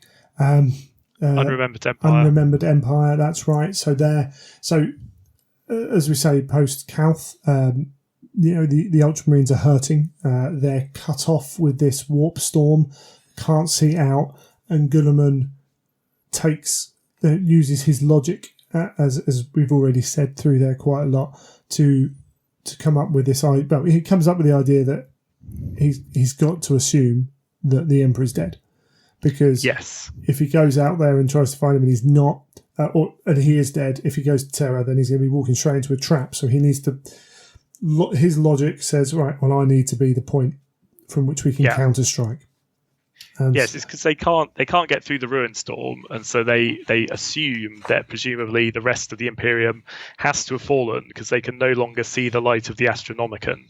Yeah. The only logical outcome of that is that the Emperor himself has fallen, and therefore they need to make a new Imperium. Yes, which if the belief system is the Emperor is born, then it's has died, then it is a logical step, and it's very logical. I think Guilliman jumps to it very quickly, a little too quickly, and it's probably his biggest mistake ever. It's a hard one though, because how quickly he makes that decision. It is a hard one because what do? You just send people out into that storm? They do constantly, don't they? But when you're getting nothing back, it's one of those things. I don't think. I guess it's more. I don't disagree that they basically need to cleanse the behind the ruin storm, get ready to move through it once it goes down, try and work out how to get it down. I think it's almost like the administrative step of declaring Imperium Secundus is a terrible idea, and it's it's not a terrible idea per se, but it's wrong, especially if you're a devout loyalist like Guilliman is. And I think that plagues him to an extent. As soon as he learns that it's the Imperium has not fallen, he has effectively committed the same heresy that Horus has. It's one of those things, though. It's only wrong because the Emperor's still alive, and it appears to be what Guilliman was made for. So yes, absolutely. It's kind of that, as you say, it is the wrong thing in the end, but it's... Well, hence the reluctance of his brothers to go along with it. Absolutely. Neither of whom, ostensibly survived the heresy to tell anyone about what he has done. And the other thing is, I don't think they would because they were complicit in it as well. True. We also have the issue that Guilliman can't do it himself for being seen to be the new Horus. So he needs the other two, Sanguinius and the Lion, to come and do it. Yeah. And then realises that actually, no, this is my idea. I know how it works. He's a perfectionist. He can't then let them do it how they want to, because he's got it all planned out in his head, which leads to then issues because Sanguinius won't be told what to do, and neither will the Lion in very different manners. The Lion is probably the worst person you want to try and have in such a position. Absolutely. He's like one of the oldest Primarchs, obviously. He used to have the biggest legion. He has a very clear view about how he's going to do things, and is not afraid to keep secrets and come up with his own plans. So it was never going to work perfectly, was it? I think the line was, it was like anyone but him. When he came along, oh great, But so we get all that, and that's interesting in and of itself. Yes, I think it's a great addition they made to the narrative, because it laid the ground for a huge amount of really interesting stories. You obviously then throw in Pharos with the beacon, which again, story of unintended consequences. They loop that round quite nicely. Absolutely. And and then we follow on. So eventually they get this kind of belief that the Emperor's still alive, and they try and leave through. We get the book Ruinstorm that covers those three legions, coming to terms with what's gone on and trying to break out. And at the end of that, and I believe at the start of the Siege of Terror series, we're going to get a short story of then how Guilliman perceives his role then. And part of that is kind of making up for what he's done. It's very much kind of I'll take the brunt of this to go through it. And we know from the old text then that we'll see if it changes. I don't think it will, to be honest.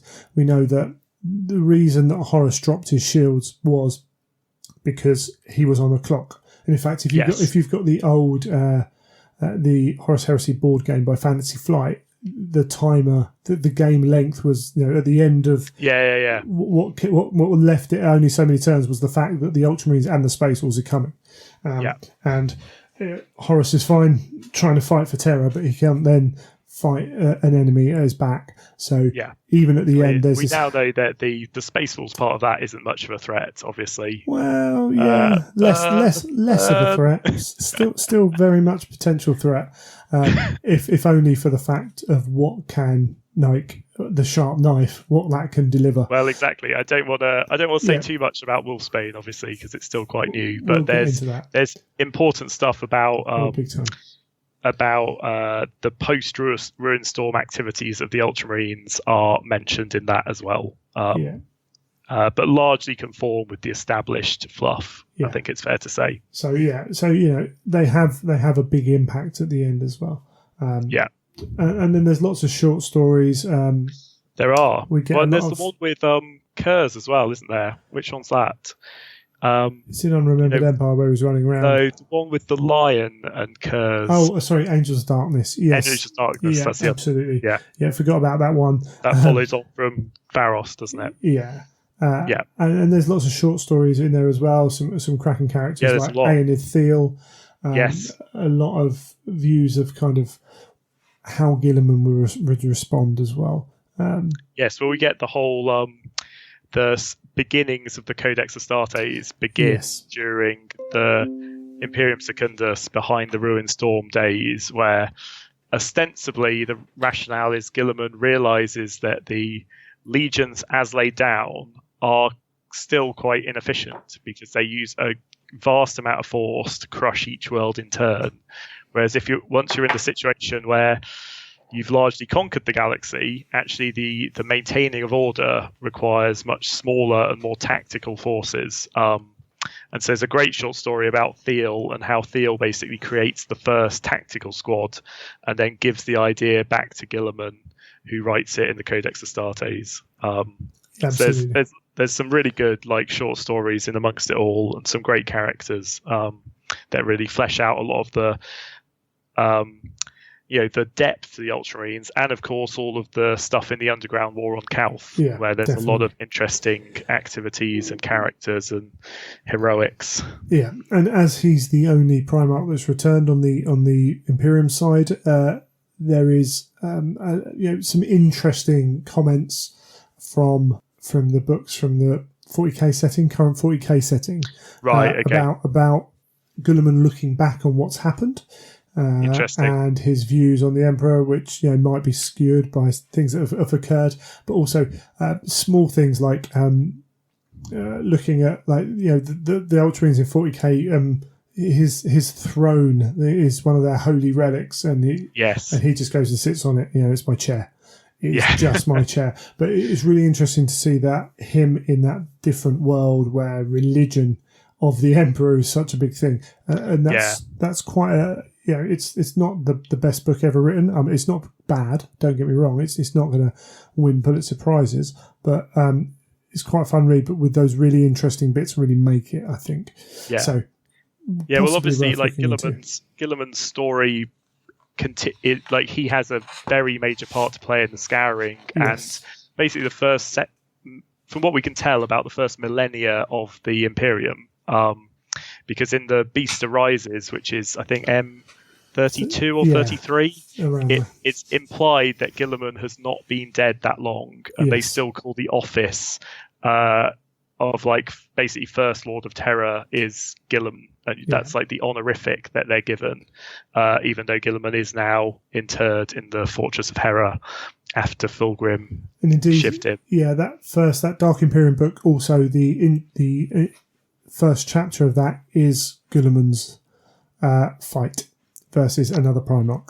So if you know that story, then that is that as well. Okay. That's in the old fluff, isn't it? But it's expanded upon. It's good.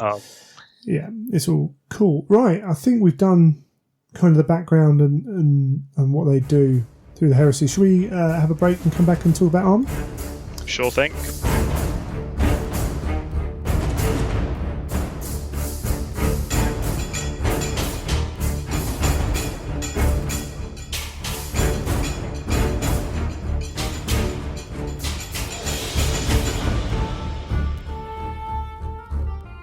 Well, there we go. We'll move into the army itself. So, the Ultramarines, Ben, you've been playing these a while. Since the Heresy rules came out, and before, I was running them as just vanilla guys with no special rules. Good times. So, obviously, they're going to get the Legions of Astartes general rules. So, regrouping and all that jazz. There's nothing new there. Interlocking tactics. Do you want to? Yep.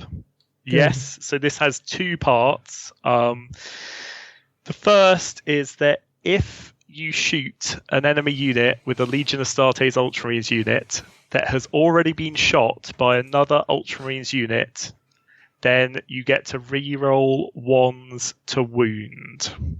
So it's weird. Or penetrate armor. Yeah. But so it's quite weird. You can trigger it. I say trigger it. So the first Ultramarines unit to shoot does not have to have Legion of Astartes. Yeah.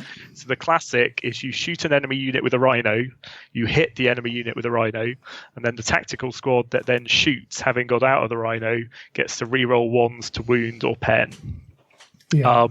It's a nice bonus and is fluffy. I like the fact that it involves the interplay of various units. I never find it does too much in an actual game, but it is what it is. The second part is then if you charge into combat where other Ultramarine unit is already engaged, you get to re-roll failed charges. And this one is actually quite cool, and again it's very fluffy because they sort of pile in to work together, and is sometimes very useful. So yeah, taken together, they're not terrible Legion rules, but they're definitely not up there with the top tier one. You don't really take Ultramarines for their Legion rule, is my opinion. You take them because they're the best Legion and you love the fluff. So, Yeah, I quite like them. They do fit. It seems a bit weird that the combi bolter on a Rhino can do that, but yes. It's fine. It's cool. It is, as you say, it is what it is. I would have made their special rules something much more about like morale, for example. So my suggested one before they wrote it was that you could choose to fail a morale test and fall back, which is the equivalent of it's very close to the old battle tactics one from 40k, except for the fact you don't auto regroup. Sure. So you take a big risk and you can potentially get away from the enemy, which feels very Ultramarines because you sort of tactically fall back. But there is risk that you get run down in the process, basically. Yeah, okay. An interesting but one. Yeah, I mean, but obviously the rules are now what they are. I think they're very straightforward rules. Yeah, they actually have another one which is actually in some ways more useful, but very rarely I think people remember it, which is called Certainty and Resolve, which is that you get to do regrouping and fear tests at unmodified leadership 10. Yeah, it's so pretty they're big. very likely to turn around and keep on fighting. Yeah, it's one of those things. So interlocking tactics is something you've got to remember as well. Yes. So that's probably the biggest part of it. The amount of times Yeah. I see people forget that kind of thing. Yeah. It's fiddly. Yeah, absolutely. Yeah, potentially. Yeah. Certainty and resolve. So leadership 10. Right now, I find that morale is a lot of people underplay fear tests and regrouping tests. You hear people say, "Oh, fear," but that's useless because this, that, and that. As a Mechanicum player, right? Yes, fear tests don't actually. Most of the time, at leadership 9, leadership 10, they don't have an effect in the game. But when they do, it can be a huge swing. If say we got Castellax, something like that, you're fighting them. The ability for them to hit you on 3s is massive. Yeah, and for you to hit them on 5s is such a huge swing that you usually ends up with a unit getting either wiped out or severely destroyed, so they're no good anyway, even if they pass. Absolutely. So to be able to test on 10s no matter what is a pretty useful ability, I find. Because I think what a lot of people forget is most Marine units are base leadership 8, and there are a lot of them, especially like if you're putting the sergeant at the front to tank for artificer armor. As soon as he's dead, they're only leadership 8, and the gap between leadership 8 and leadership 10 is actually very large in terms of your percentage chance to fail. So it's going to be 30%. I have found Certainty and Resolve to be quite a cool ability, but remembering the Ultramarine special rules is probably the biggest challenge in using them because they are very easy to forget. Because they don't automatically happen every turn, unlike like Sons of Horus with the +1 BS at 12 inches. Like you're pretty much using that every turn most of the time, so you're never going to forget that that's one of your rules. But they're a bit fiddly, they're a bit weird, and their drawback is that they have a rigid chain of command. So if all the Ultramarine HQs are slain, the enemy get +1 VP. And if the Warlord is slain, everyone has to take a pinning test, except those who are joined by an independent character. So if you fight against Ultramarines, kill all their characters because it's very good for you. But it's not the biggest drawback in the world. I think their Legion special rules are very in the middle. They're a little bit of a benefit. They don't have much of a drawback, which is kind of what you'd expect for Ultramarines, right? Because they're so down the middle. Yeah, absolutely. They've also got a couple of bits of equipment. So they do. The Legatine Axe, a strength and an AP2 strength as user melee weapon without unwieldy. So Yes. if normal initiative, and cutting strike is to hit rolls of a 6 wound automatically. So, yep, that's great. Just missing out a dice step is always good. And then against stuff particularly that's tougher than you are is becomes even more valuable. And there's a few independent characters can take them, but also one of the units, as we'll get into. One of the units, yeah. And then the mantles of Ultramar. So artificial armor with a 5-up, feel no pain, and immunity to blind, which would really annoy me. Yes. It's for 20 points is not bad. It's a nice piece of kit. It's not going to blow the world away, but for 20 points is not shabby. Yeah, the problem with this is that Praetors already come with Artificer armor.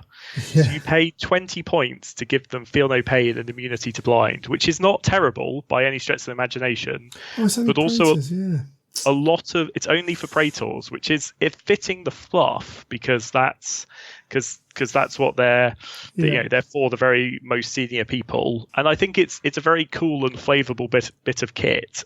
It's just a little bit weird. Yes. And so I can't honestly say I've ever seen one of these in a game. No, if you want a 5-up Feel No Pain, you can get it. And you can get it in a more useful manner because it covers more people. It's like half the price of an Apothecary. Yeah. So, and Blind's very situational.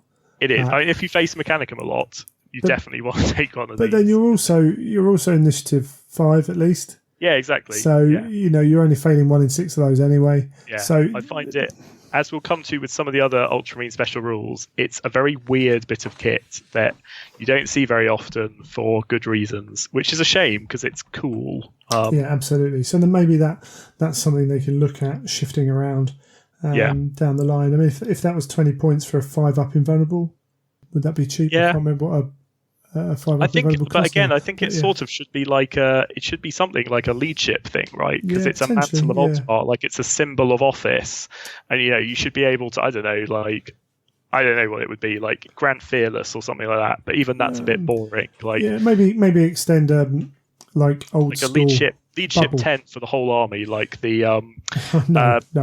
Yeah. No, that could be like 50 points. But right? maybe units within 12 inches, something like that. Yeah, something within close range would be kind of cool and would fit. There's a few things that do something like that, but there's not many. But it would be a case of stubborn. +1 combat res within 12 is another good one. Yeah, absolutely, something like that. Somewhere where when they're fighting, they turn around, see their leaders there. We'll carry on. Potentially, but maybe it's something they look at down the line. So, rights of war. You don't see a huge amount. You do see. Well, that's a lie, really. You see people who are playing to a certain story. Yes. Utilising certain rights of war. What have we got for the? So we've got the Logos Lectora, which is basically like an Ultramarines battle theory or tactic, which revolves largely around large numbers of units interacting together for maximum effect. So it is very, very fluffy. Again, it's a bit fiddly to use and hard to remember sometimes. So basically, each turn, you can pick a rule that applies to the whole army with Legion Astartes and Dreadnoughts. So even though Dreadnoughts don't have Legion Astartes, they're called out specifically.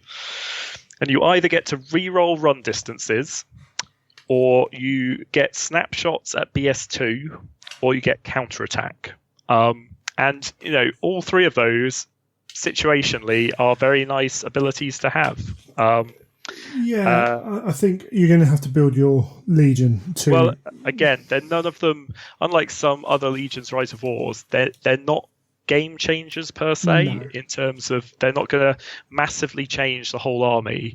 They're like incremental benefits. And I often find with them, and the Ultramarine special rules, you've got a lot to remember in terms of small bonuses on all your different units, which can be effective, but it's just fiddly. I think is the best way to put it. Yeah, sure. I think if you've got a very set thing in mind, then you're looking at playing to that form. You're more likely to remember. So there is that potential for a very specific style of fighting.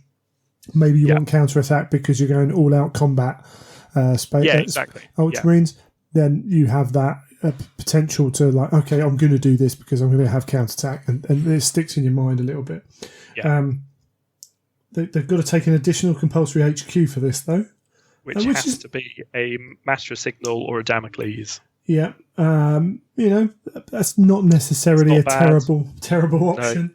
No. And an additional compulsory troops choice as well. Yeah. And then no more vehicles with either tank or flyer type than infantry. So, yeah, as you said, it's an infantry base. I've used it in Centurion because it very fits with Centurion, and it's actually quite cool in Centurion. Especially the ability to re-roll runs is actually probably the best thing about it in a game that's got no transport vehicles. What else have we got? Well, the final restriction is actually quite a big one on it, is that you can't infiltrate or deep strike. Oh, right, yeah. Which is actually, is very limiting in terms of army build. So it's weird because it's actually quite an inflexible right of war when the Ultramarines are meant to be quite flexible. So yeah, it's not amazing. You don't see it a huge amount of the time, but it's fluffy and cool. And the same thing definitely applies to the next right of war as well. Go for it. It is fluffy and cool, but I have never seen it in a game. Go for it. What is it? So this is Vigil Operati, which is basically represents Ultramarines fighting alongside a force of those secret police aspirant guys.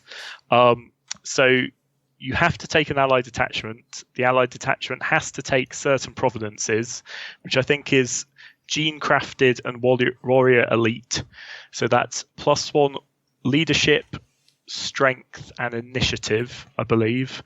They are not cheap provenances to buy for an allied detachment. And then the allied detachment all get infiltrate, which is cool. And that's basically it, I think. I mean, it is cool, but you're infiltrating dudes.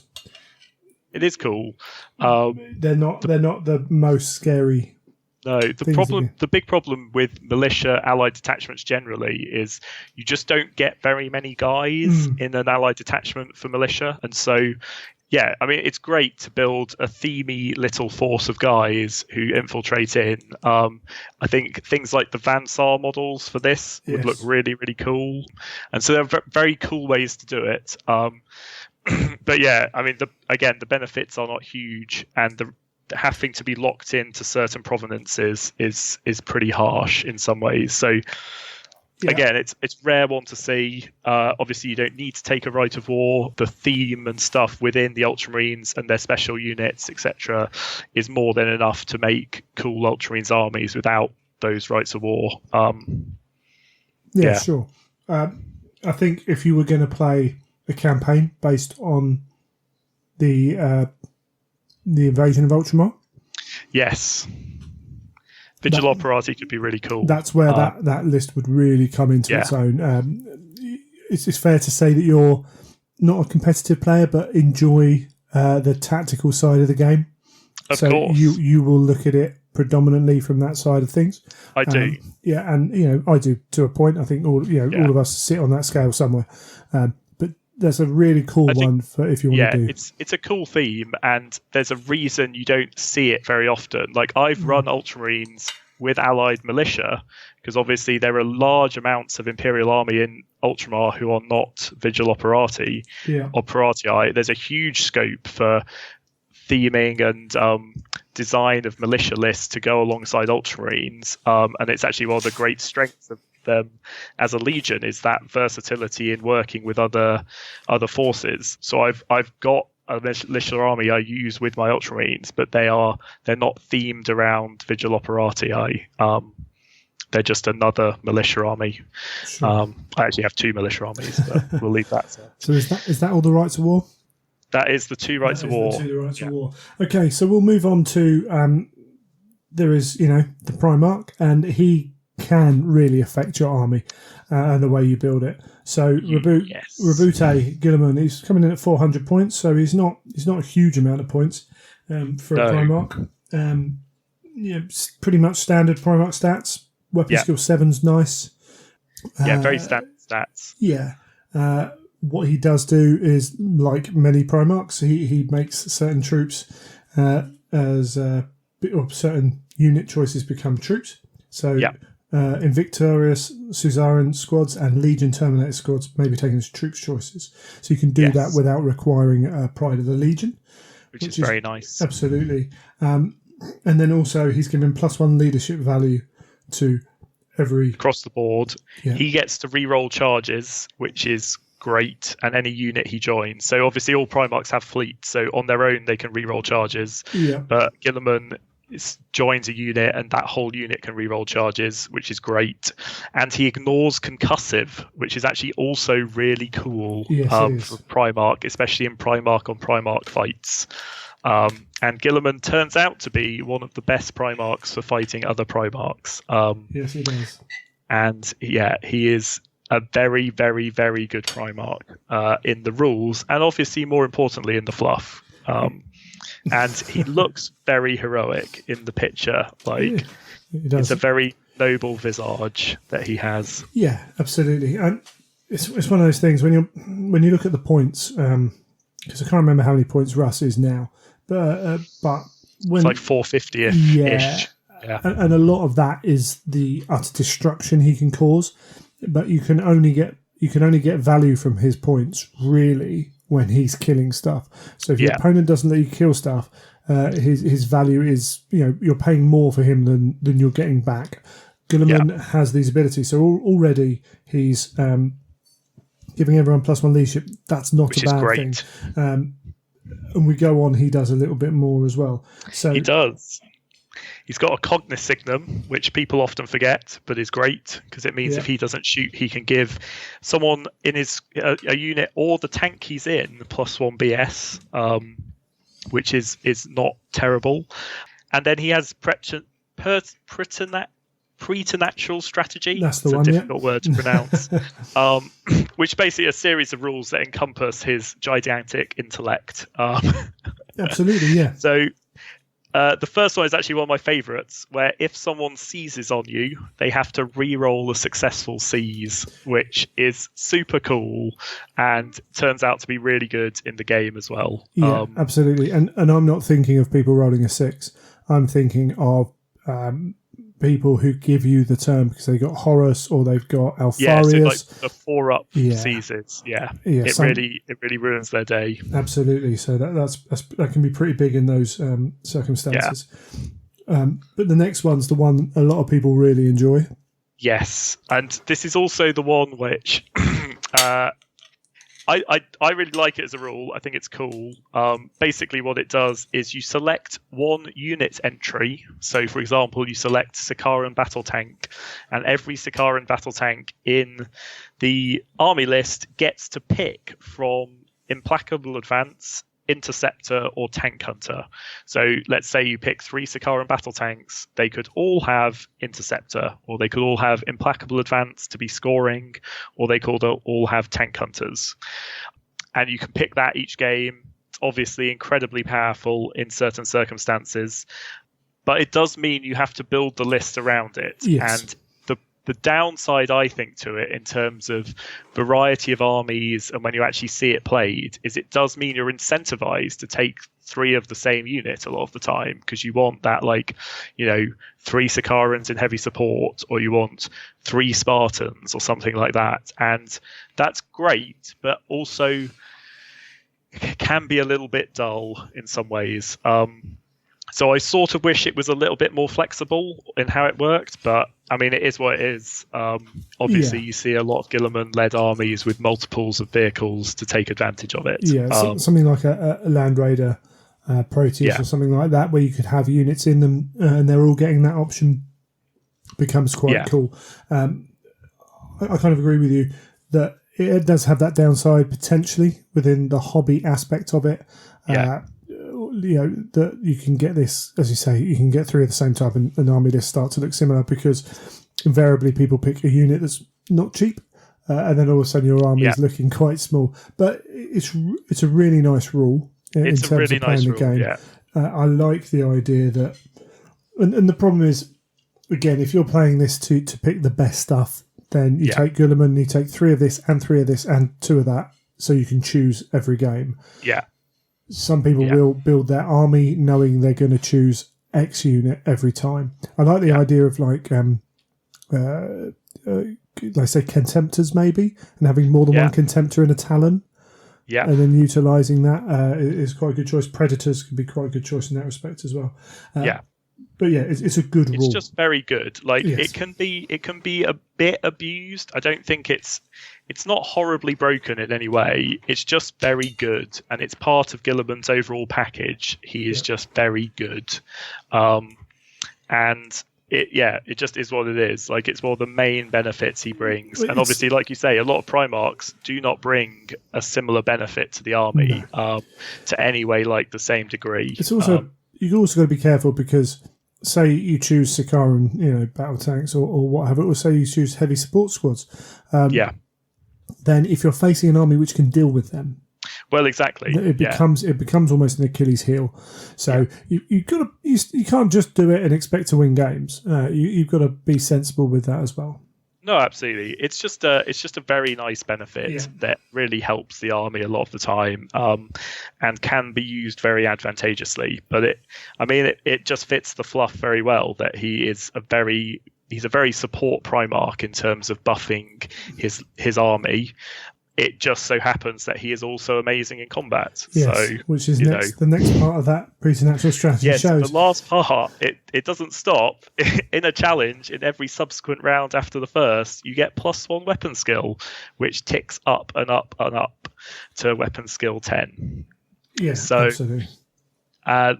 He starts at 7, so obviously there are a lot of Primarchs are 6 or 7 or 8, so it usually means by the second or third round he's at least hitting on 4s if not 3s against most people.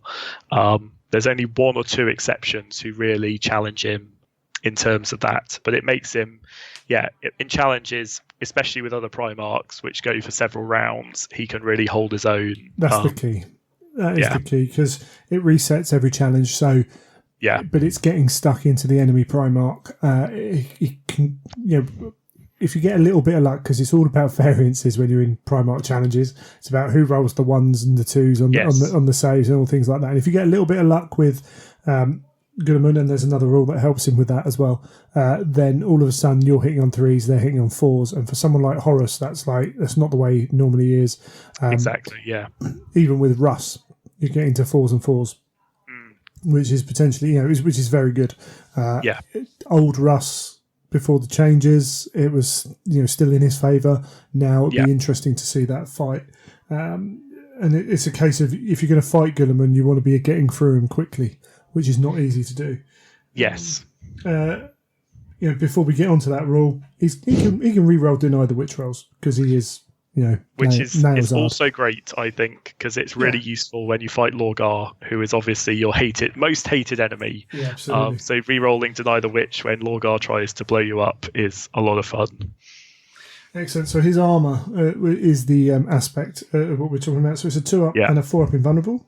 But in addition, the first invulnerable save failed by Rabute in each particular phase of the game may be re-rolled. So when we're talking about Primarch fights, say you've got someone like Perturabo or Vulcan, 4 attacks each-ish. Hitting on 4s usually, getting 1 through, making 4-up saves, re-rolling that 4-up save is pretty big, because you just might not be taking any damage. Combine that with the ability to up your weapon skill, makes a hell of a difference, and that's every phase. That's pretty big. It's pretty crazy. And I find it's a real, it either seems to go really big or really small, and you either fail the first one and then fail the reroll, or you pass loads of 4-ups and then you fail one and you pass that as well, and then you keep passing 4-ups, and it just makes people very sad when that happens, because he sometimes absorbs a huge amount of damage because of that rule. Yeah, and even sometimes it might put people off shooting at him. Depending on what you're using, if you're statistically only get 1 or 2 through. Oh, what's the point? He's going to get that save. I'll only unload into him when I can put X amount of saves on him. So, something to look at. But he also dishes out a bit of punishment as well. He sure does. He's got 2 weapons that you have to choose from. any particular assault phase. So we've got, but they are both specialist weapons. They are. So the Gladius, +1 strength, AP2, shred, murder, strike, and specialist weapon. So and strength +1, which is it's pretty good. Sometimes important. Yes, sometimes. And murder strikes instant death on a 6, which is useful. It can be more useful sometimes. I think again people give credit for. And then on the other hand, Hand of Dominion. So strength 10, AP1, concussion. It's unwieldy, but again, it's a specialist weapon. So if you are in those Primarch fights and it is one of the tougher ones, then or you want that concussion, you want to be going at the same time. Maybe it's getting to the real crunch point. Then you can unleash that. And of course, again, like one of the keys to a Primarch, I think, is whether they can deal with units and armor. Yes. And these two weapons allow him to do that very well. Yeah, which is definitely can. A real big plus point for him. Yeah. Yeah, and the fact that the fist is strength 10, straight up strength 10, is what really helps him against Horus and the Talon. Because a lot of the Primarch weapons are like Power Fists, and they're strength ×2. So a lot of the time you're strength 10. But Horus's claw obviously reduces your strength if he cuts you with it.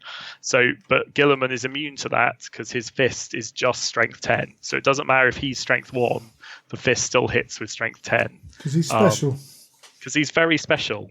Yeah, absolutely. He's got 500 worlds to make him these weapons. Like they're going to be really top shelf. And then to kick it all off, he's got a strength 6 AP3 assault 2 rending gun.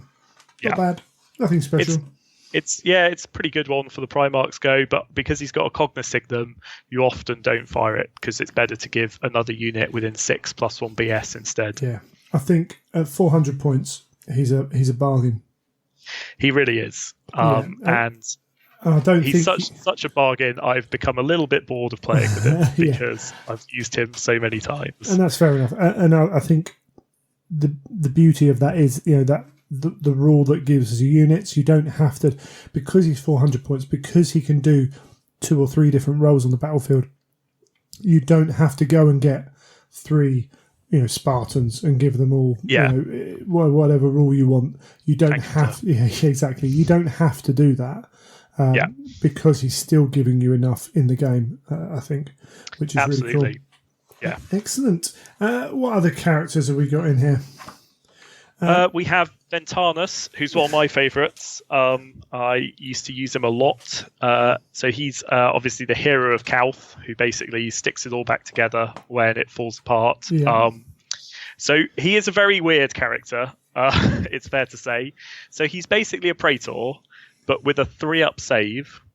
So no Artificer armor for him. He only has a power sword, which again, for special characters, is pretty weird. It's not great. He has a Melter Bomb, which is often very useful. He has a Nuncio Box, also very useful. But the main thing he has is he has a Legion Standard. So he's basically a one-man banner bearer who makes people around him fearless, which is really cool.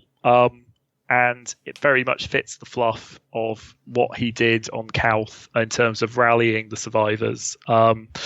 He also gets a special warlord trait called Resolute Planning, where any Legion Astartes units within 3 of an objective are stubborn, which also really fits the Calth theme. Yeah, that's not bad.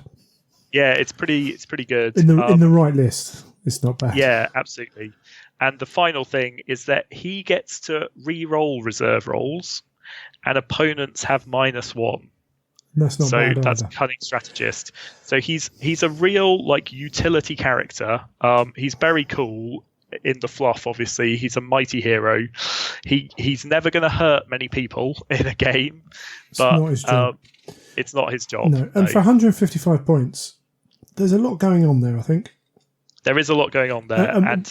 What really helps that actually now is post FAQ, you can have a champion alongside him.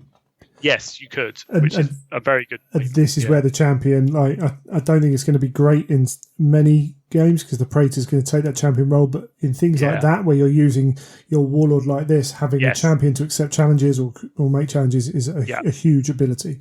So, well, of course, the cool thing you can do theme-wise here is to make your champion Theal, who obviously is a master swordsman, and so a Paragon Blade fits with him very nicely. And obviously, him and Ventanus were both on Calth, so there's a very good theme in terms of a Calth army to include those characters. Excellent, which is cool. So that's cool, brilliant. So going to the elites. Well, so there's one other special character, which is Honoured Telemachus. Cool Telemachus, who is basically a venerable Contemptor Dreadnought and is another hero of Calth, and is basically just a Contemptor with a Carer's assault cannon. He's 255 points, which is a lot of points, but he does get 4 hull points. He does get weapon skill 6, and the main thing is, like the old Venerable Dreadnought roll, you get to re-roll. You make the opponent re-roll on the damage chart when he takes a penetrating hit. Yeah. And he has Hatred, which is just for him. So he's cool. Again, you don't really see him around very much. He is very Calth themed in terms of I don't know if he got off Calth. But yeah, he's a cool Venerable Contemptor Dreadnought is the short answer on him. Yeah, he's the living icon of the Legion. So it's again, if you're making an army which is close combat based, which is going to push forwards, there's potential to have him in there, but he's expensive for what he does. I do agree. He's very expensive. He's very expensive. So yeah, and unfortunately, Dreadnoughts not the hardest of things to kill. So even being venerable is a limited value to that, unfortunately. But yeah, he's cool. He's very cool. And he's only an elite as well. So yeah, cool. Mind you, I say only an elite. The elites and heavies tend to be the ones where you want to stock up. So he's taking up a spot. Okay, so moving on to one of the coolest elite selections in the game, I think, the Invictarius Suzerains. So these are 2-up armor save, legatine axe wielding, so initiative power axes with weapon skill 5. Yeah, I mean, even just that's not bad. And boarding shields. And boarding shields as well, yeah. And they can be taken as a command squad if you want as well. Which you should almost always do, because then they get a free Legion standard with an Invictarius Ancient who then makes them fearless. Which is not bad at all. Well. And any model in that squad can issue and accept challenges. Yeah, they got chosen warriors, and because of their role in leading like Ultramar and Militia, etc. Allied Militia and Solar Orcs units within 12 get +1 leadership, which is actually quite nice and really fits the fluff of, you could have a militia army and ally in a small amount of Ultramarines, which is very fluffy and is often how the Ultramarines operate, with some Invictari around to inspire your militia, which is cool. Yeah, and so, I mean, they've got to get in the face to do something. They are a combat squad, so you have got that issue with them, which you've got with any combat squad, to be fair. Yeah. But, you can chuck them in. They can take Phobos and Proteus as dedicated transports, so that's good. That's before you worry about the Spartan or what have you. Yeah. So the ability of these guys is to absorb, to go out and deal that big punishment before Power Fists get to hit. Yes. And also to absorb, average attacks with their 2-up. Yeah, they are very good. They can chew through a lot of different things. For their cost, they are a little bit squishy because they only have a boarding shield. So things like plasma guns really put a number on them, because they've only got a 6-up to shooting. But yeah, they can really do work on people. You are very much incentivized to take them in full squads as well, because the base cost is 200 points, which means 40 points a guy. Now, arguably they're worth that much because of all of their equipment and rules, but then each additional guy is only 25. So you really want to be pumping them up to a full squad and just going nuts with them. Frankly, they're really cool. The models are amazing. They're a real sort of centerpiece for armies, and you do see them a lot because they are good. They are good, and even at smaller unit sizes, they're a threat that has to be dealt with. Yeah, I mean, things like Zone Mortalis, etc. Yeah. They're obviously really cool because of the boarding shields, and they've got Implacable Advance. They've got Chosen Warriors. Like they're just cool. Absolutely. And they're right up there with some of the best. Cool. Moving on, we got Loktaris Storm Squad. Yes. So jump infantry with a 2-up save. Yes. And they all have power swords. Yeah, so these aren't cheap. But no, they are not cheap. So 185 points for 5, and then 20 points each. And this is essentially why we don't see them. They're cheap. Assault Marines kind of struggle in the game anyway. Yeah. Just by the nature of how the 7th edition rules work. They, to be fair, Assault Marines have suffered for a number of iterations of the rules, I suppose, in Age of Darkness. Yeah. But they've suffered for a long time. However, if they get there, again, they can do some damage. And I've heard people talk about trying some armies of these out. I think there is potential there, but you're going to have to play well. I've got a full squad, and they are cool. I think one of the main problems actually of why we don't see them is there aren't any models for them, and making assault squads is expensive in money terms. It is, and obviously because you want them all to be looking like they've got artificer armor and power swords and all the gubbins, etc. I think my kit has about 5 resin kits go into it to make it, which adds up pretty quickly. And they've only got 1 attack each. They don't get any bonus to weapon skill. That's not great. And they've only got power swords, and they have limited options to take any additional combat weapons. And so they're pretty good at killing tactical marines, but so is everything else. Tactical marines. And their other problem is they're not scoring, which compared to just a basic assault squad, I mean, so I really like them. They're really cool, and they've got some cool rules that if they deep strike, they can reroll the scatter, and when they deep strike, they can shoot twice with pistol weapons. And they can take hand flamers, so you can deep strike in and shoot people many times with hand flamers, which is fun. But it's not. They're not going to change the world. No. Again, they're things like Zone Mortalis or Centurion. They're a much more interesting prospect. Yeah. But on an open field game, they are limited. There's a super cool unit that's it's afflicted by afflictions that a lot of units have had in the whole history of 40k, to be fair. Yes. In that they do multiple things, but those multiple things are sort of semi-contradictory. So they can deep strike in, they can flame people, as you say, but then they're sat in a nice little circle where one template can ruin them all. So to get the most out of them deep striking, you need to run, which means you're then not shooting, so you're not utilising that aspect of the rules. They've got power swords, as you say, but they've only got 1 attack each. They can't have another option for another specialist weapon, so the only time you're ever getting more than 1 attack is on the charge. So again, that limits you in that respect. Also, you have got, I mean, the good thing is you've got a jump pack, so you can deep strike or fly around. You can be where you need to be. 2-up save is good. It's good. They are not bad units. But you come they're up just a bit weird. Yeah, if you come up against a Pride of Legion army and he pushes his Terminators forwards at you, you're not going through them. No. So there's a lot of suffering in that, and a 185 point price tag as well.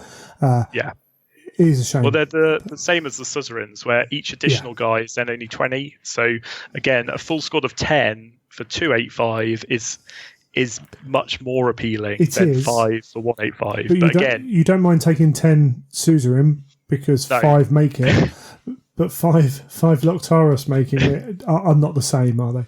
They are not. No. And it is a shame. And I think assault squads in general need a little bit of a boost still. And we'll see if that happens. Well, I think at this point we should give honourable mention to the other unit that is not listed but is the secret unit, which is Breacher Squads. Where you can also give Legion Breacher Squads can replace their bolt guns with power swords for 5 points. a model, which obviously adds up very quickly. I'm also the proud owner of 20 Breachers with power swords. These are very similar to the Loctarus, to be honest, in that they end up being quite a lot of points and have very low attacks. Yeah. And Great losing the zone bolters is actually a really big deal, it turns out, because bolters are actually really good. I suppose, Zone Mortalis, that's really cool. Yeah, they're an incredibly cool unit, and obviously the Roman aesthetic of having guys with the boarding shields and the little gladiuses cannot be beat. No. But you don't see them that often. No, absolutely, and I basically forgot we could do that. So, and therein lies the problem. There are reasons why. Absolutely. So moving on, Fulmataris Terminator Strike Squad. They're an interesting choice. They really are. They are, yes. So they're not cheap, again. Yes. Same affliction for the Loctarus, unfortunately, in that they're basically a Terminator squad in heavy support, which is really cool. They are BS5, really cool. They're Cataphracti. They have to be Cataphracti. They come base with a power ball, which is also really interesting, although they can swap that for Power Sword or Power Axe for free. But power balls obviously just look cool. And they can go 5 to 10 models and have Power Fists for 5 points. The main thing, though, is they can have heavy weapons. So they're like Siege Tyrants. They can have combi melters for 5 points, or they can all have Reaper autocannons for 20 points, or they can have Cyclones for 30 points. Which is not cheap.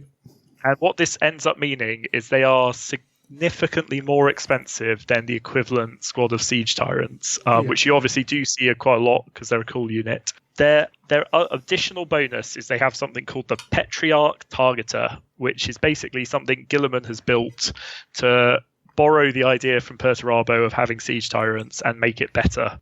So the way this works is if you have 2 models, the unit gets night vision. If you have 5 or more, you get tank hunters. And if you've got 8 or more, you get -1 cover saves. So ostensibly, that's all quite interesting and good. The problem is you are incentivized to take a big squad because you want the maximum benefits from the Petriarch, and you want them all to have missile launchers. And so once you do all of that, they end up being about the same points as a Warhound. Yeah. So 700 points just to get the Cyclone missile launchers on 10 of them. Yeah. Yeah, and for a squad of 10 dudes, that's a lot they have to kill to get that back. With missile launchers. Missile launchers. Which... cool. You're getting +1 to penetrate. Tank hunters are getting rerolls, aren't you? Rerolls, so -1 cover save. Rerolls on tank hunters. BS5. But you're only AP2. You're only AP3. AP3 even. No, AP3. So you're not getting through armor. You're not getting the +1 on the table. The crack's only AP3, so you're not getting through Terminators. The frag's okay. Yeah, you can go and put 30 shots down, and they'll kill a lot of militia if they need to. You know what? They'll kill a squad of 10 men. Yeah, they would. But again, for 700 points, you need to do more than just a lot of points. There are a lot of points, and it's at least they start with a power maul because one interesting option would be to have combi melters. It's definitely what I've thought about. The problem is then you compare them to just a basic Terminator squad who can also have combi melters and who are also scoring, and these guys are not scoring. They're again, you very rarely see them. I've seen one very cool squad all converted with Reaper autocannons, which looked amazing. But again, really, it's not amazing. Really uninspiring. I really want to do a load of Wolfguard with Reaper autocannons, even though they're terrible. Every time I look at it, I'm like, no. Yeah. Well, the other problem, which I think they share with the Lacartus, is there's no models for them. I think with all the Legion special units, if there are Forge World models that look cool, people will buy them and they will use those models because it's cool. Whereas where you have to go out of your way and spend lots of money to make a unit that is not super exciting in the game, you very rarely see it, and that's just the reality of, I think, what we've seen across the multiple years. You just don't see those units on the field, which Absolutely. is a shame, because they're cool, and the fluff behind them, or behind both the Locatus and the Formentaris, is really cool. Like, it's great fluff. So it's just a shame you don't see them, really. Yeah, and I know the guys. I know Nuj particularly is collecting data. So it's something that I'm sure will show up. Is that no Ultramarines player uses them. And those that do aren't necessarily winning many games, maybe. So that hopefully down the line they will get played with a little bit, because they're not far off being a cool unit. No, it would not take much to fix them. And I think that the other problem is that the other Ultramarine special unit in the Suzerain is really, really good, and you see them all the time. So it's just a bit of a shame you don't see more of the diversity, really. And I think if the Locatus, if their rules interacted in a different way, like they got to shoot twice on one turn instead of the turn they deep strike or something like that, so they actually use the rule. If the Formentaris were a bit cheaper, like there's lots of things they could do to make it just a bit more interesting. Absolutely, or lose the requirement to need 10 of them to make them effective on the table. It's something within that lines. So when you come to play with them, we've gone through all the options there. It does seem that apart from the Invictaris Suzerain, the Right to War okay. They're great for narrative gaming, and the same with two of their options. We didn't talk about the Damocles, but taking that as an HQ, as you said, is a really cool option. Sliding that in as well. What kind of Rights of War are you leaning to? Any particular ones? Well, I think the really great thing about Ultramarines is just the diversity of them. So because of the scale of the Legion, you can do any army you want to do.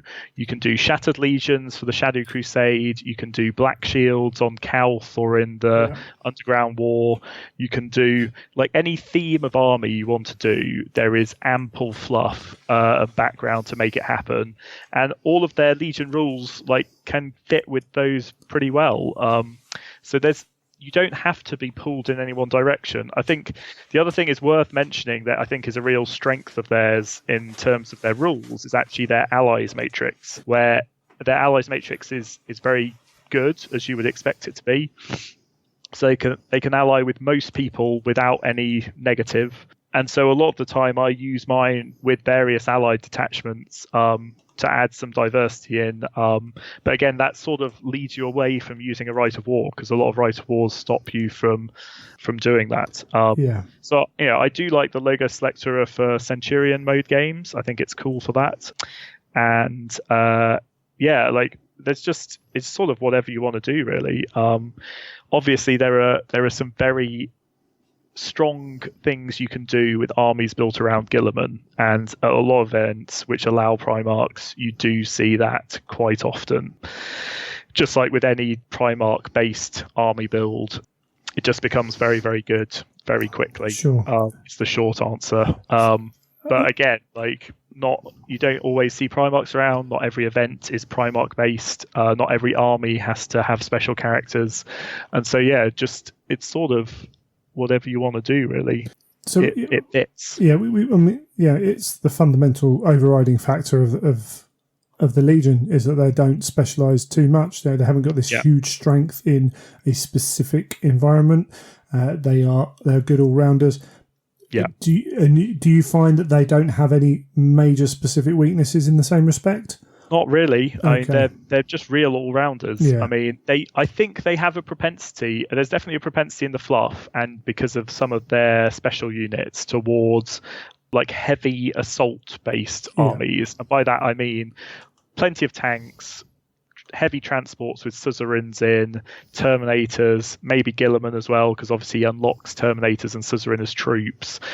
You can make there's a great scene in Ruinstorm where they're obviously going through the Ruinstorm. I won't say too much, but basically there's a huge armoured assault of all the Ultramarines and Guilliman on top of a special Land Raider, and it's really cool. And obviously Ultramarine tanks can look really cool on the board with the blues and stuff that people do. So there's definitely they work very well in that sort of like heavy assaulty army. When you load up on all of that heavy, expensive stuff, and it fits them very well, I think. But yeah, likewise, they can play very well in just large infantry or gun line armies. It just all works, basically. Absolutely. That's cool. And then from a modelling point of view, from a painting point of view, as we said through the thing, it was not uncommon for alternative colour schemes to appear throughout chapters and companies. So yes. It always makes me laugh when people talk about, you must paint historically accurate, and then Pharos came out and suddenly Nova Marines were historically accurate. It kind of allowed, if anyone had done it already, it allowed it. But it stated specifically, that happens a lot. So there's a lot of scope. You can look through, you could go and look through the 40k chapters that are sired from, that's the one. And you could find something, if you don't want to paint that blue in the way that they're traditionally done. You've got a lot of options in that. And as you said, they've got this kind of Roman look, but there's a little bit of Greek in there as well. Yes. So you can play around with that. If you look at the color plates in book 5, especially, like clearly they have a huge amount of resources and probably not at the level of the Blood Angels, but their armor and stuff can be very intricate and ornate, covered in gold. Like they can be a very blingy legion if you want them to be, but I think they can also be a very utilitarian looking legion if you want to go with a more, these are fresh off the production line guys in the middle of the Shadow Crusade, or these are like red marked guys with Theal who are like censured and very like bloodied and war torn. And the other key diversity I see in terms of how people model Heresy armies and paint them is the different things people do with blue. So obviously there's like a core Ultramarines blue, but with the highlights and the various shades of blue, you can get some very different looks to Ultramarines and the blue core color, which you get with other armies as well, obviously. But yeah, there's a lot of very cool like painting and modeling options with them. I have lots of flags and like vexillas on poles like Roman style, and there's a huge amount of options there as well. But because of the very deep fluff we now have about their background and about the Shadow Crusade and about Kauth, there's a lot of very cool opportunities to make very themed armies in all of those bits of fluff. Yeah. What I like is so the troops are, in general, the troops' armor will be more mundane, but the kind of emphasis they put on their command structure means you can have that really distinct difference between the normal dudes and then the command guys, and the suzerain play into that big time as well. Yes, absolutely. So you can have very shiny guys. Yeah, so you can spend your time on 5 or 6 models and then do the others more quickly. That's very true. So that's quite cool. Anything else you want to add about the Ultramarines before we head off? I mean, they're obviously the best legion. I'm sure people listening to this will have worked that out by now. Started the second best heresy of the heresy. Absolutely. Yeah. Well, ultimately the most effective, because Guilliman does actually become ruler of the Imperium. So ultimately he just picks up where Horus failed, and then becomes ruler again another 10,000 years later. So he's got it all going on. Something like that, definitely. Something like that, sure. Absolutely. A lot of heresy. I think it's, it gets talked about a lot. These are not the Ultramarines of 40k. There's a lot more character built into them, and it's not that there's no character in 40k. It's just they're the standard template in 40k. Exactly, yeah. I think that's the thing that's changed the most in the 30k background they've developed, is they've really become a distinctive legion in their own right, and are a very interesting army to collect and hobby with and play with. And that's why I think we actually now see quite a lot of them. There was a period where there weren't that many, but I think they're a pretty popular legion now at events and stuff, which is cool. But Absolutely. They're definitely diversified from their 40k brethren. Definitely. Wonderful stuff. Thank you for joining us, Ben. Excellent. No worries, Greg. And I'm sure we'll have you on the show again at some point. Anytime. Cheers.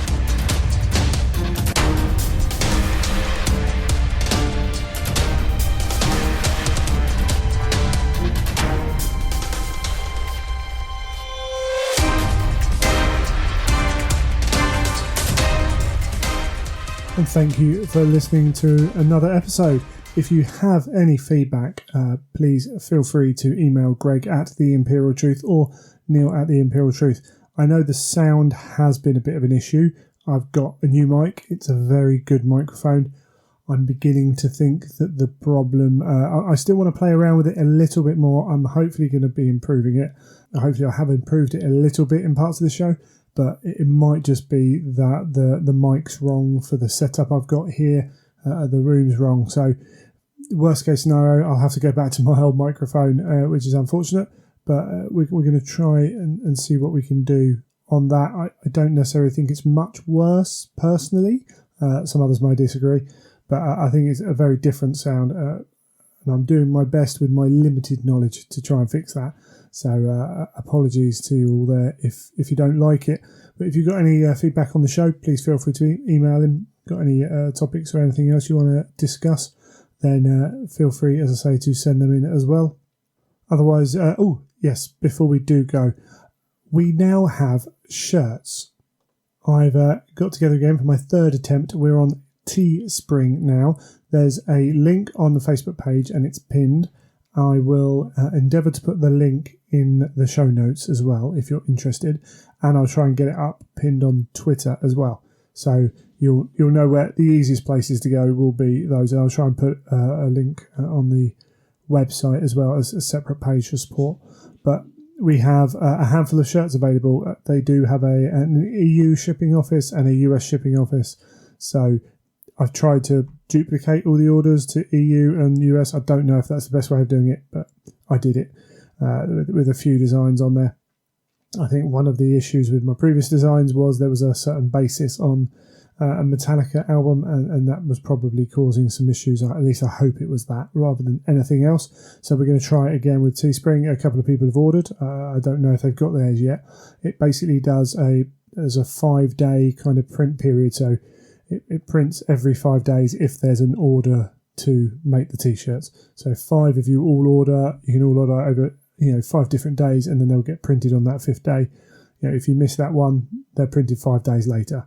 So I've tried to set the prices where the show gets a little bit, but it is a little bit really for what you're paying.